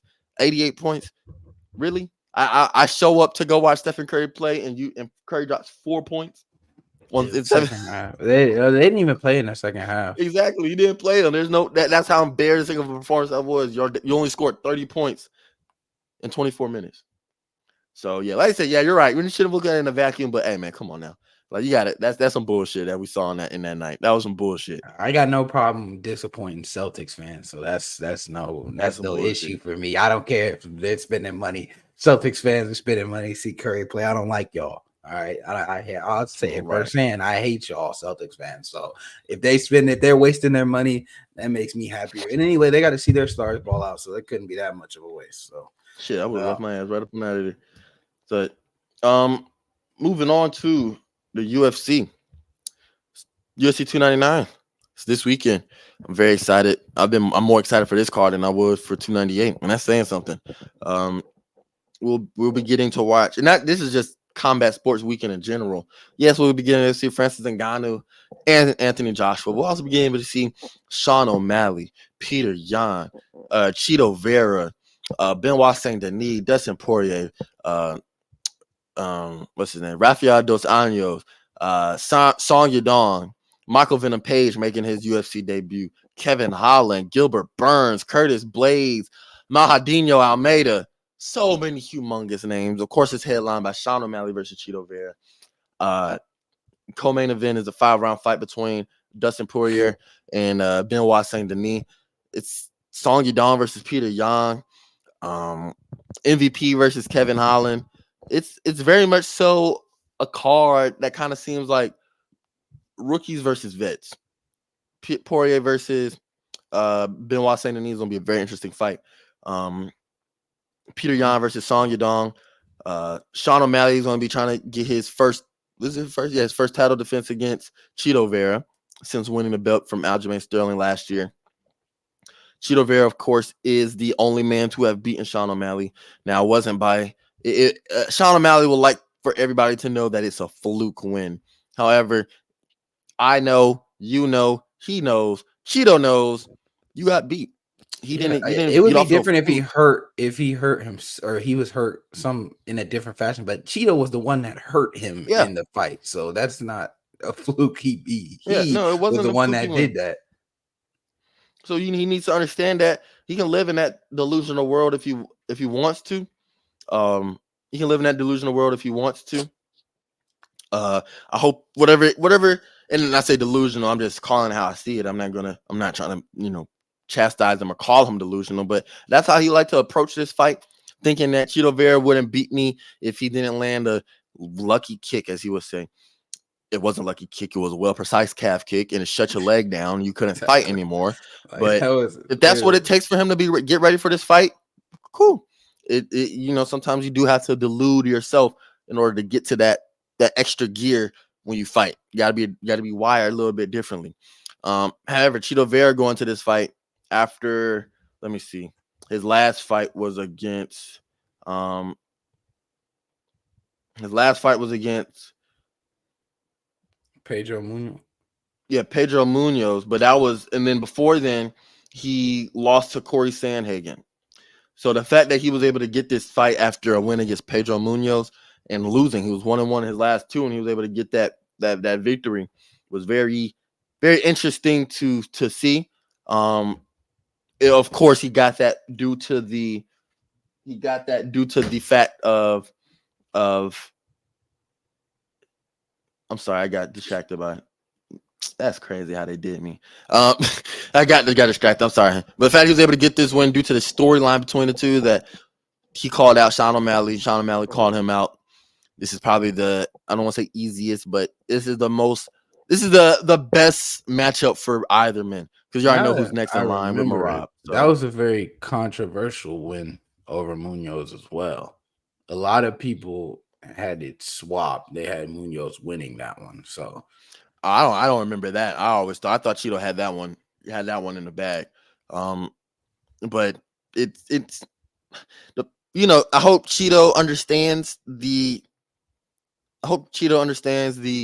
level of grace that he has with this fight. I don't know. I'm getting that The mixed up. I'm fact that sorry. he kind of Yeah. got thrusted up into the number one contender spot. The fact that this is his first pay-per-view main event. I hope he understands that he kind of got the grace that he has with this fight. He needs to seize this moment. One fight, I always look at that Corey Sandhagen fight as an example of, dude, you're not gonna be able to do this against Sean O'Malley. You can't. Yes, you're gonna be the shorter man. You're going against a taller, bigger guy. You can't start this fight off slow. You can't, like you did against Corey, where the first two rounds you were trotting and you didn't start getting going until the final championship round, or not the final championship, the final two rounds. Can't do that. You're gonna have to get going early, because Sean O'Malley, as the fight progresses, that's when he opens up his arsenal even more. He has probably, I think he has the significant strike percentage in the UFC with 61%. So he's a sniper. He's going to touch you, and he's going to, and it's precise. Yes, Chito has a chin on him. Chito can take a hit, but he's going to have to take a hit. Number one, calculated risk. When you go in, don't just go in swinging because you're going to get dropped, right? Attack the legs, because Sean O'Malley's going to be thinking about it. He is. It's been the Yes, it storyline is. since he lost. So he's been training to defend those low kicks. He's gonna be training to counter back after a low kick lands. He's gonna be training to counter back off of it. And that sniper left hand of his is a weapon. But that's my biggest thing with Cheeto. He's gonna have to get going early. Has to get going early. He cannot allow the first two rounds to pass him by, because it's just going to add to the confidence and swag that Sean O'Malley has. And when he gets going, it's very hard to stop him. Yes, and I was getting it mixed up. It wasn't the whole fight that was controversial. It was mainly that second round. A lot of people think Munoz had that, but yeah, like you said, the first fight.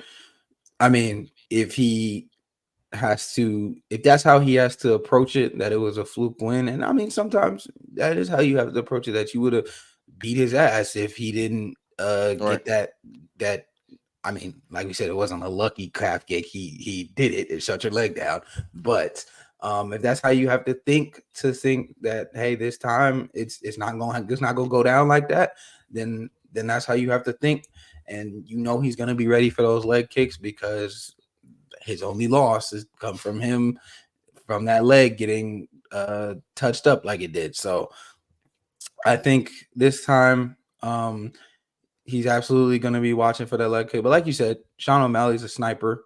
He goes for he's going to, as the rounds progress, he's going to get more and more comfortable, and when he's comfortable, I think he even chins Chito Vera. Like it's just he's one of those type of fighters. And so I think, like you said, I mean, last time it was a first round knockout. Obviously, we know the whole leg situation, but it was a first round knockout. So he does have to get to him early. He has to get to him early, and can't be wild strikes. You can't just be blitzing the blitz, but you have to be accurate and concise. And I mean, if you can get that leg kick, if you can get the leg kicks in, that would be great for him. But I do think Sean O'Malley is going to be hyper aware of any leg kicks because we all know that's what happened. That's what ended up causing him to fight last time. So we'll just we'll have to see what their approaches are in round one. I think that'll kind of start to decide the direction of the fight. And I like to kind of stray away from the fight itself, like the breakdown between the two fighters, and I like to look at what exactly this fight means for Sean O'Malley. Look, Sean has been pending himself, or pegging himself rather, as the next superstar of the UFC. He wants to be this mainstream, humongous super fight guy, which he has potential to be. And the UFC sees that. His social media presence is massive. Anytime that he makes excuse me, he makes headlines. He has very quotable, he has very quotable quotes. His media savviness is impressive, and not to mention his highlight reel is as well. However, the image as well. the image. However, you're going to need to back that up in your first ever main event. You're going to have to back that up with a great performance. Sean O'Malley is going to have to show the UFC why he is a super fight worthy fighter. He's going to have to show the UFC why he is the current superstar of the UFC, of the fight business. Because like I said in the past episode after Marab and 298, we already know who's next in line. We already know Marab is probably going to be present in Miami for the fight. He's going to be there to call him out afterwards, get in the cage most likely. We already know what's next. And if Sean O'Malley wants to cash in on this bag while he can, he's going to have to do it in this fight against Chito. Don't let this fight be boring. Don't let this fight be where you just kind of dance around and avoid and play on the outside. Go for a knockout. Go for a finish, because Marab is coming up next. And if you want to get those pay-per-view points, you want to be headline another event against him, this is the chance to do so. Same thing with Chito. You gotta have to take this opportunity and put yourself on a map as a star. Yes, we as fight fans know, but casuals, the only time they know you is through this fight. You know what I'm saying? So it's going to be up to you as well to make do on this chance that you have to really put on a show. So I'm up to you to really show that you are a main event player. Especially for Sean O'Malley, though, this is crucial for Sean. You like I said, your image, your media savviness, your past fights, your striking style. Like, yes, we know you're a striker. You're not a boring grappler, but you're not. You have a tough opponent ahead of you in Chito, and then past him, you got Marab. You're gonna have to cash in on these opportunities while you can. So that's gonna be very interesting to see how he's going to take that opportunity. Earlier this year, he was beefing with Ilya online. He went back and forth on Twitter with him. They turned to PPV numbers and things of that sort. So, like you said, this beefing with Ryan Garcia too. Yeah.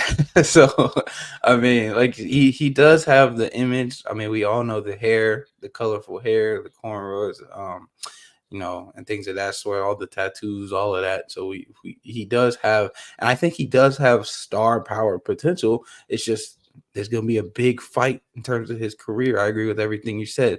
It's going to be huge to see if not only do you, because the thing about Conor, the reason Conor was so iconic was because not only was he the loudmouth, not only was he the image, the cockiness, all of that sort, but he was also first time unanimous double champ, and also could back it up fighting. That was what made Conor special. So Sean O'Malley, it can't just be the antics. It can't just be the Twitter talking, Twitter fingers. We got to see you show the fights in the cage, and I think this will be a big one for him. Even if it's not, a knockout is obviously preferred, and we know he's capable of getting the knockouts. You got to show that it's not even close. You got to show that you own this division right now. Yeah. Show me why that loss was a fluke. You don't keep calling it that. Show me. Knock him out. Beat him thoroughly. Beat him to submission. Beat him to where it's like, dude, this is not even close. If it's 50, like there's a clear 49, gap. 46. Yeah, exactly. Yeah, 50, like this is a 50, clear 45. gap. Yeah. So it's going to be one of those. But there's a lot of pressure on Sean O'Malley. You know what I'm saying, and understandably so. If you want to be the man, you're gonna have to show it. Like I said, and then you already know who's next. I keep on looking towards Murad because that's what I'm ready to see. I'm ready to see Murad versus whoever wins this one, and we're going to be getting that fight this year, most likely. So I'm ready for that. I'm really excited for UFC 299. Benoit Saint Denis versus Dustin Poirier. Young versus old. Do you think he's gonna retire if he loses? I don't think so. I think he will just legitimately only fight blockbuster names. He will only fight the Connors again. He'll only fight the Nate Diaz's. He'll only fight the big money fights because that's what. Firstly, that was his aspiration from the jump.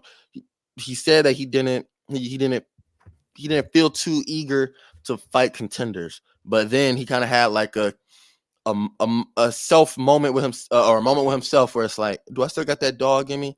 And he looked himself in the mirror and asked himself that question, and he took that fight with BSD.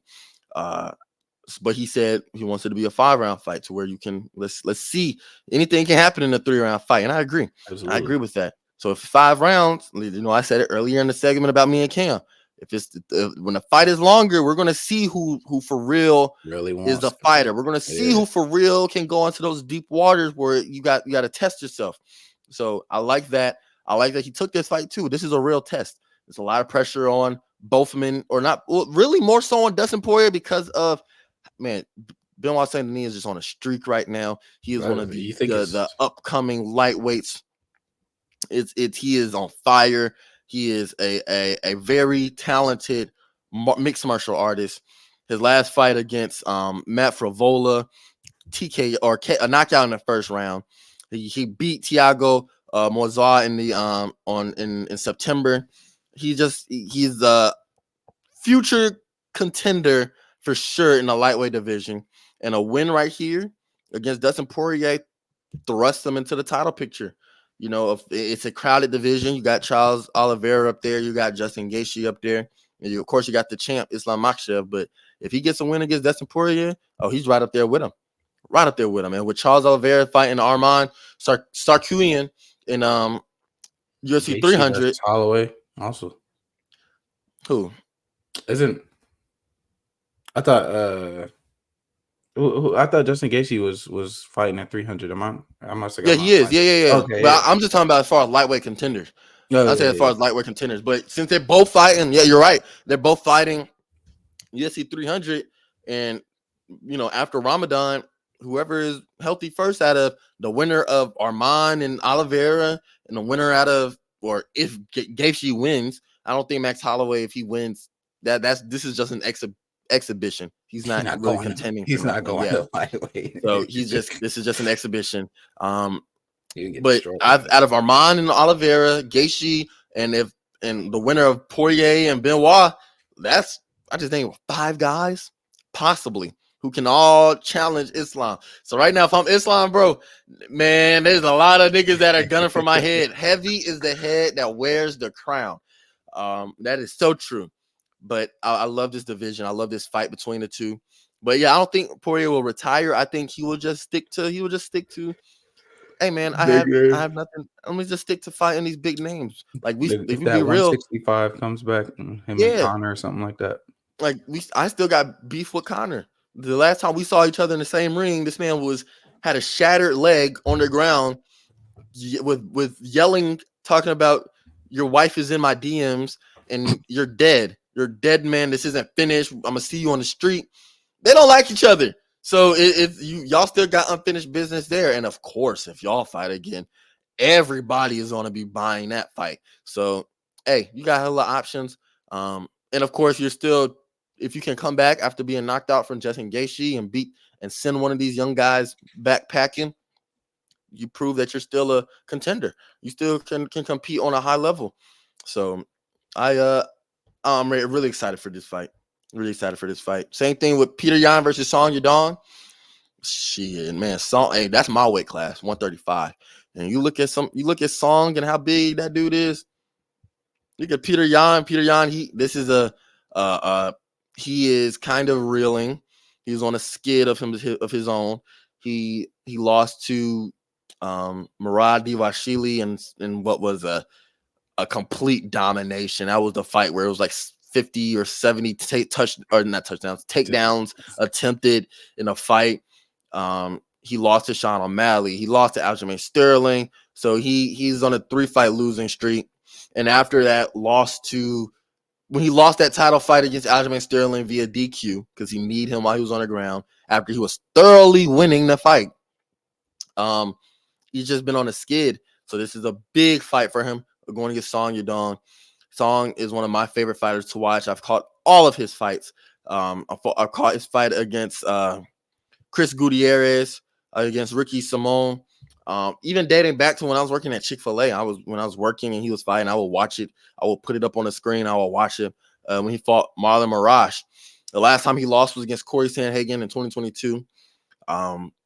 I love Song. He has just straight power in his hands. Very, very, very powerful boxer. It's gonna be a close fight. This is gonna be a brawl for sure. And I'm gonna pick Song Yadong and get it done. I just think Peter Yan, man, he I just don't think he got that in him anymore. And it's crazy to say, but I just don't. I think he might have that loss to Aljamain Sterling might have just Demoralizing. not demoralized, but it's just after he lost to him via DQ, but then he got beat in the rematch, right? It's just via decision, unanimously. I just think that he's a little vulnerable. He's just going against hungrier and hungrier guys. You went against a hungry Aljamain Sterling who wanted to prove his doubters wrong. You went against a hungry Sean O'Malley. You went against a hungry Murad Divashili. Now you're going against a hungry Song. I just think that this is where I'm going to be leaning to the youth in this one. So that's going to be a really great fight. You also got MVP versus Kevin Holland. MVP came into the UFC just too late, man. That's what it is. I wish he came in the UFC a little bit earlier in his career. One of the most skilled strikers ever.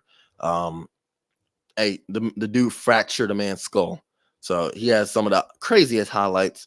But with him coming in so late and only fighting mainly in Bellator and outside promotions, he hasn't been a mainstay name as far as casuals are concerned.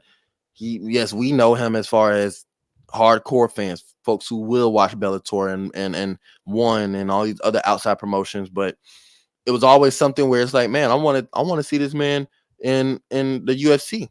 I want to see what he can do in the UFC. He's going against Kevin Holland, so it's going to be a striking match. I doubt Kevin Holland's going to want to take him down. I think that they're both. Kevin Holland's one of them guys where you come in here and you just want to entertain. So it's going to be a great fight. It's going to be entertaining. Might be fight of the night. I'm excited to see how MVP is in this UFC environment, and it's his real first exposure to the casual fan base. I'm excited. I'm excited for his card. You got RDA versus who's Robert Dos Anjos fighting? Gilbert Burns. That's gonna be a good one too. RDA, he's one of the vets in the game now. Gilbert Burns. I think Gilbert Burns gonna get that one done pretty handedly. But being able to see both of those guys fight, Yeah, this gonna be a great card, bro. Top bottom. You already know. I'm gonna be watching from the early prelims all the way to the end. UFC 299.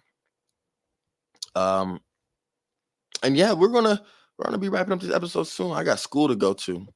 Uh, real quick, I don't know if you saw Victor Wembanyama in his last 8 Oh games. my God, he's This been dude, 31 points, 38 points, 28 points, 17, 13, 5, 4 blocks. Like in these last 8 games, he has had at least 3 or more blocks, at least 10 or more rebounds, scoring, man, damn near quadruple doubles. Victor Wembanyama is a freak of nature. This is only his he first year. You can tell how comfortable he's getting in and the NBA he's play taken style. like 4 different leaps this year.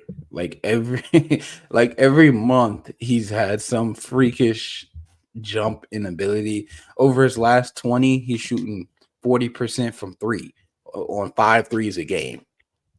He is 7'4". We have never seen this. Since the All-Star break, he has more blocks than 15 different NBA teams. 15 So different NBA teams. He's had more blocks than them. He leads with the that entire NBA in blocks. with that being said, who would you which player 25 and under would you start a franchise with? Let's just say we put every player who is 25 and younger in a draft. You got the first pick. Who are you picking?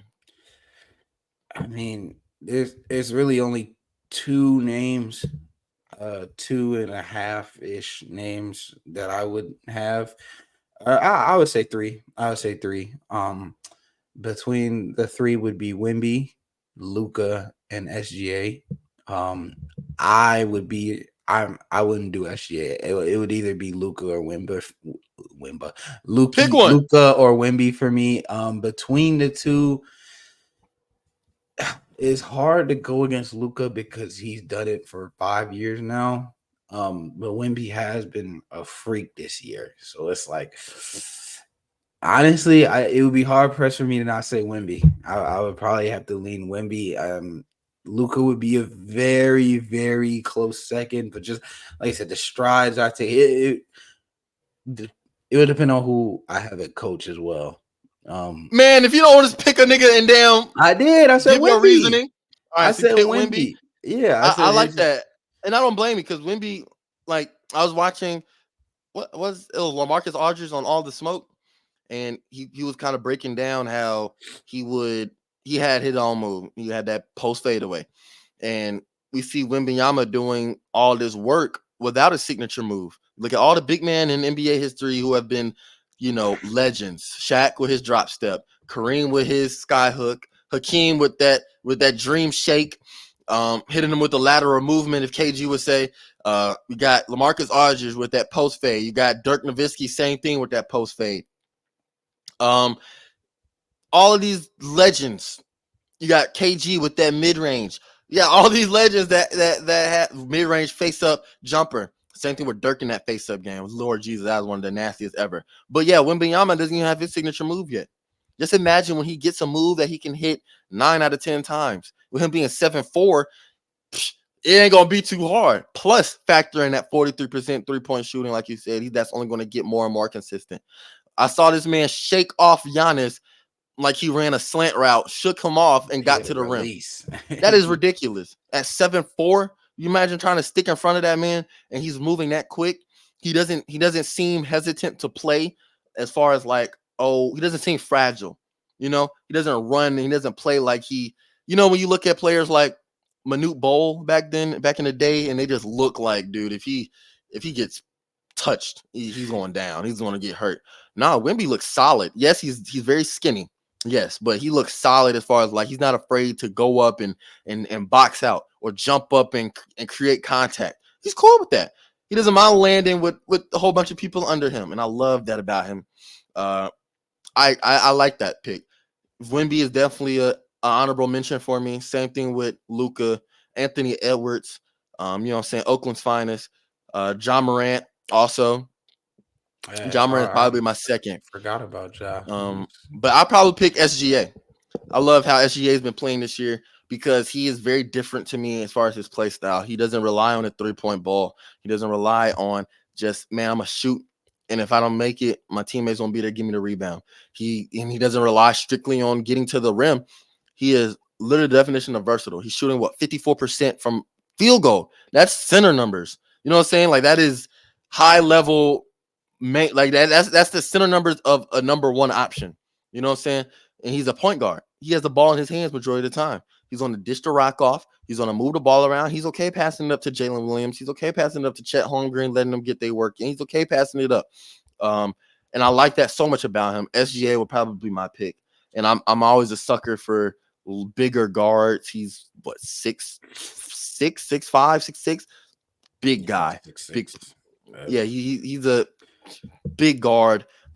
Defensively adept. He can stay in front of his man. And he's a leader. He's a leader at such a young age. That was such a great pickup from when they traded for him to get in front of Clippers. That was such a great acquisition. Love that for him. So yeah, that would be my pick. Say another thing. SGA is right at 25. Wemby's 20. So that's another reason why you would get a little bit more. I mean, I know you're not cut up at 25, but I'm saying like you would get a little bit more with him. But yeah, SGA's part of me doesn't like SGA though. I'm gonna tell you why. He reminds me, he's the Jalen Hurts of the NBA to me. A Mr. Perfect. Yeah, part of me, I can't stand him. I can't put my finger on why I don't like him. It's more like I said, he's a Mr. Perfect. He's like a Mr.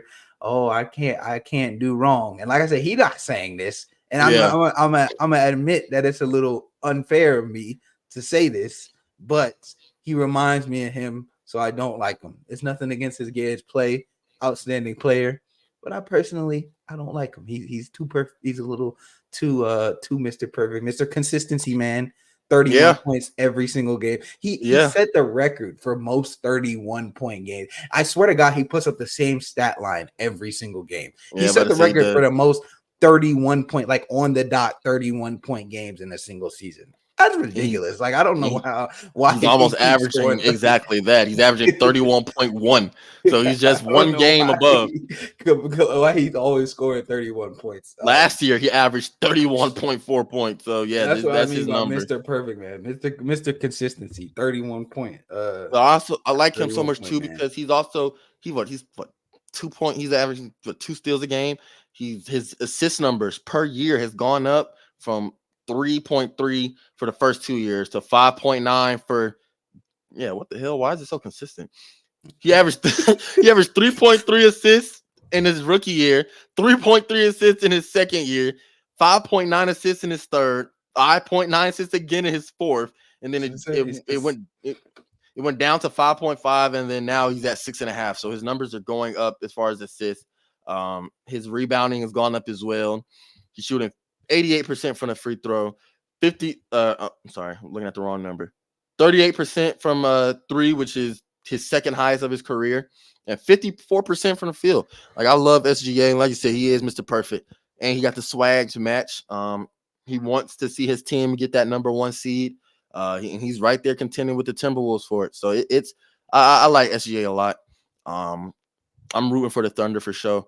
We can talk about this in the next episode, but can a young team get it done? Yeah, you know what I'm saying? Can a young team get it done, or is it going to be another situation of the vets? Yeah, I'll preface a little bit. Specifically, this Thunder team, my number one concern is rebounding. They just get destroyed on the board. Nurkic had 31 rebounds against them. Yusuf Nurkic had 31 rebounds against them a couple days ago. So that is my number one concern for that. I talked about that on the episode way long ago as well, that they're rebounding. They get destroyed, and that's not going to fly against certain teams in the playoffs. Jokic, right. You can't let Jokic get 25 rebounds, because 8 or 9 of those are going to be offensive rebounds, and you can't let them get extra possessions. So we can get into that more in the next episode. But and then of course we would be remiss to not talk about Luka and how special he's been, because he's this year averaging 34.5 points a game, shooting 38% from 3 on 10 threes a game, shooting 49% 49.5% from the field. Rebound numbers, 9 rebounds, almost 10 assists a game, almost averaging a triple-double, a 34-point triple-double.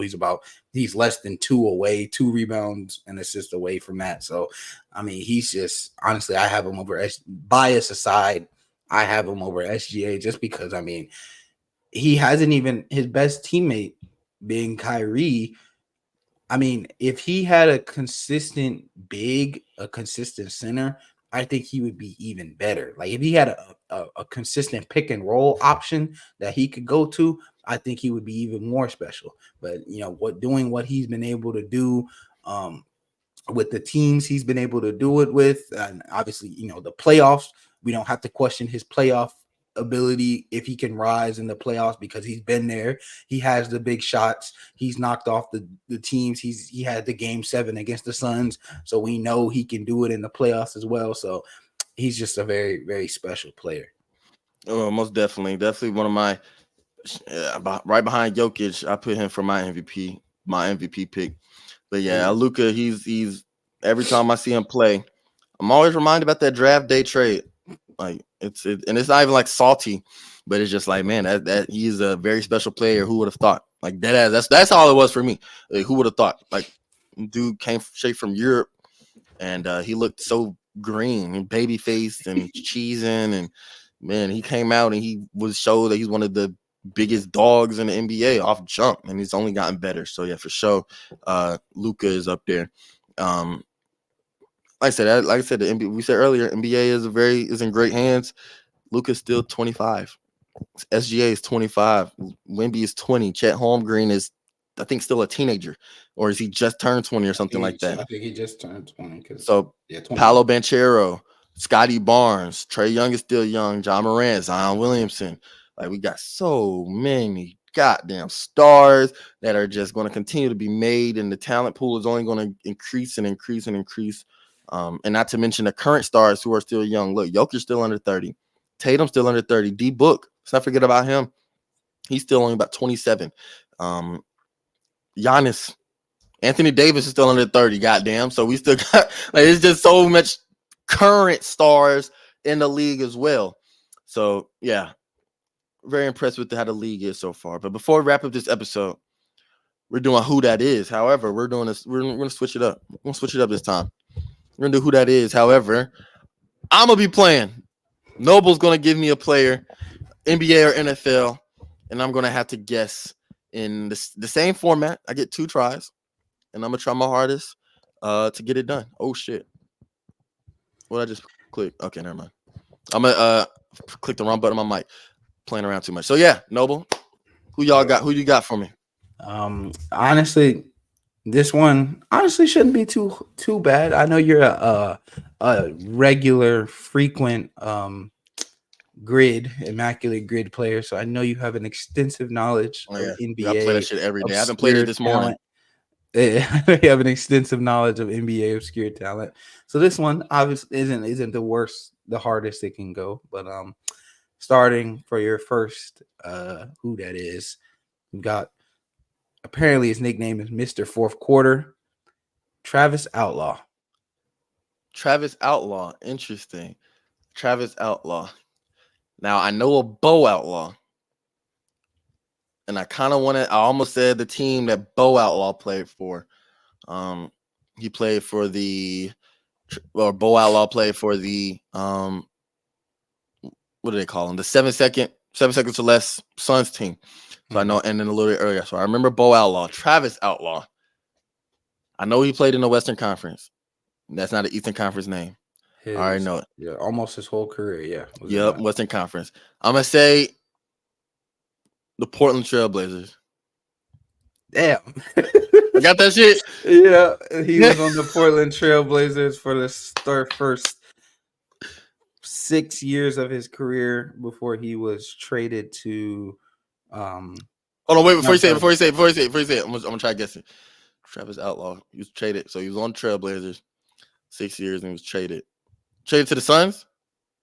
No, Actually, I'm sorry. He wasn't traded. He left and was traded back to the Blazers. He Oh. went to the Clippers and then got traded back to the Blazers. Ugh. Outlaw on a Clippers jersey is ugly. I don't know about that one. And Sorry. then after that, the Nets for a year, and then finished his last 3 years in Sacramento. Okay, so I was gonna say if I got Trailblazers wrong, I was gonna say Sacramento. Yeah, he was on but Sacramento interesting. for 3 years. But yeah, Clippers. his best year was 2007, where he averaged 13, 4 rebounds on 43% shooting, 39% from three. Solid. Yeah, Travis Outlaw. Yeah, he had a little. You know what I'm saying?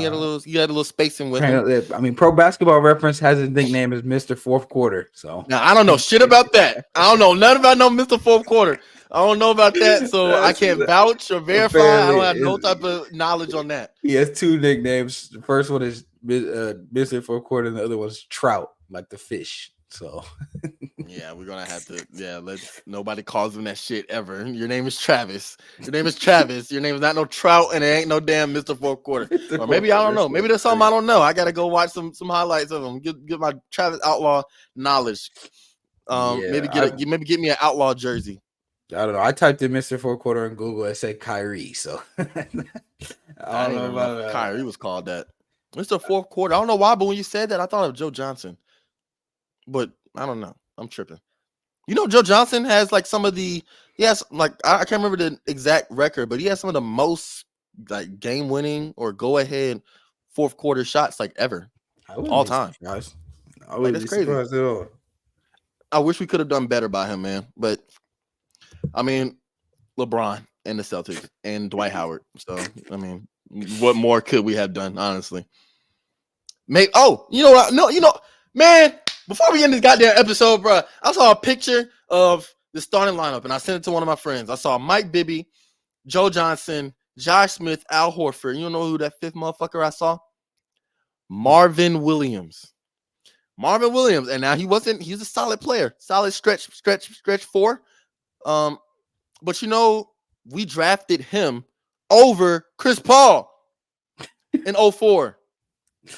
That's kind of rough. Oh my goodness. Clearly I didn't know it then. Or was it 2005? No, it was either 2004 or 2005. Clearly 2005. So I didn't know it in the moment because I was still at the moment casual viewing fan, you know what I'm saying? But when I got my knowledge up and I saw how we passed up on Chris Paul, dude, Marvin Williams became enemy number one. Because it wasn't his fault. Like I said, he was solid as a stretch four. But can you imagine Chris Paul, Joe Johnson, Josh Smith, Al Horford? We had JC, Jamal Crawford. We had Lou Will at time. I don't know. Chris Paul and those Hawks team would have been tough. I didn't know that Chris Paul and Joe Johnson. Dude, that. I said, what could we have done more for Joe Johnson? That was what we could have done more for Joe Johnson. Jesus. Oh, my God, that hurt. D. Will. He was in that draft, too. He was the pick before Chris Paul. And we got Marvin Williams. That's just tough, bro. That's just not. I look at that as the catalyst. Honestly, even Raymond Felton, he was pick 5. Who was after him? Who are some names after him? Like just anybody, not just guards, but anyone. Martell Webster, Charlie Villanueva, Channing Frye, Ike Diogo. So yeah, he got Andrew weak after Bynum. him. We had Al. We had Big Al and Josh Smith. So. You did already have Al, yeah. In terms of 4, there weren't a lot of 4s in this draft. Not a lot of good 4s. Lou Will was also in this draft, but other than that, he went to the Sixers. Yeah, Monta Ellis was in the draft as well. Really? Yeah, that'd be interesting to see Monta Ellis and Joe Johnson. It would have been too ball. One is a ISO score, and the other one is he pretty much turned into the same thing. Danny Granger was also in the draft. Now come on, man. That would have been let's be real. Danny Granger on that team too, because he got the size. The man's 6'9". Mm-hmm. He has the strap. You know what I'm saying? He went to the Pacers and he was immediately effective. Let's not forget, Danny Granger was the man before Paul George became him. And 2-time All-Star David Lee. David Lee was there too, man. Yeah, well, we had Josh Smith and Al Horford, but he could have played the 4. He could have. Yeah, he we played could the have. 4. He played the 4 most of his career, actually, with the Warriors and with the. That was the thing with Josh Smith too. We had him play the 4, but he always floated between the 3 and the 4. And it was, what was our roster? It was Mike Bibby, Joe Johnson, and then at small forward, it would be Marvin Williams, and then Josh Smith, and then Al Horford. So yeah, I don't even think he was the best. Marvin Williams was the best stretch 4 in that draft because Ilyasova was also in that draft. I would have picked Marvin Williams over Ilyasova. I would have picked Marvin Williams. I ain't gonna lie, I would have picked Marvin Williams. But that goes to show that it was just that was a role playing. That was a role player / very fringe all-star draft. Like Charlie Villanueva, Ersan Ilyasova, Monte Ellis was a fringe all-star. David Lee, 2-time all-star. Danny Granger made it, I think, 2 or 3 times. That was a very fringe team. So what year was that? 04, 05? Before we head up on out of here. 05, 06. 05, 06. Let me see. Our record then was 26 and 56. Then we went 30 and 52. Let me look at 07, 08. Let's see. Look at our roster. Yeah, it was Mike Bibby, Joe Johnson, Marvin Williams, Josh Smith, and Al Horford. And then we had Josh Childress off the bench with the afro. Well, I'm looking at this from a pure stats perspective. Ilyasova and Marvin Williams damn near were the same player from a pure stat perspective. Marvin was 10.2 career points per game. Ilyasova was 10.1. Marvin 5.2 rebounds versus 5.6, 1.3 assists versus 1.1. They both shot 443 over their career. They both 361 versus 367 from 3. And damn near stat wise, they're almost identical. That's kind of crazy, dude. That and just we could have had Chris Paul. We could have said fuck all that shit and just had Chris Paul. Chris Paul came in, put up 6. Firstly, one rookie of the year. Or D. Will. He had put up 16 points per game and came out and had 8 assists in his rookie year. And that only increased. You know what I'm saying? Like that, even as a 6 foot tall point guard having 5 rebounds a game. Like, yes, he didn't shoot very well, but that's why we had ISO Joe there for. Like that's what we had. We had Mike Bibby coming off the bench. Like, man, that's a solid team, bro. And we fumbled that. Squad. We fumbled that, man. You know, before we head out too, you saw how Anthony Edwards missed the tip off, bro? Yeah, I saw he was late. I literally was watching that as we started the episode. and that's I should have said in the beginning. That's that was that's how I know he's from Atlanta. That's how I know he's from Atlanta. We always just have that child. Yeah. Nigga was surprised, like, don't be surprised. Nigga, just your ass late, bro. If you missed, how you missed tip off? You were there for shooting rounds. How you missed tip off, bro? Your ass was sitting on the damn stall too long. That's what it was. You was on the pot. But hey, yeah, man, we're gonna wrap this episode up. Hear Me Roar, episode 47. We're gonna be out of here. Episode 46, we recorded before Friday, and just due to it being fight week and so close to fight day, I forgot to put it out. However, we will still be getting that out to you. We talked about the power of food and diet, and if the UFC should introduce a 165 division, as well as some other topics. So I'm gonna put the episode out after this one. So if you see episode 47 get dropped before episode 46, do not be alarmed. It's just an old episode. The content is still relevant. Nothing has changed. So with that being said, my name is the Tony Hope, the current and still NFC Muay Thai Bantamweight champion. That is Noble Lewis. This has been Hear Me Roar, and we are out of here.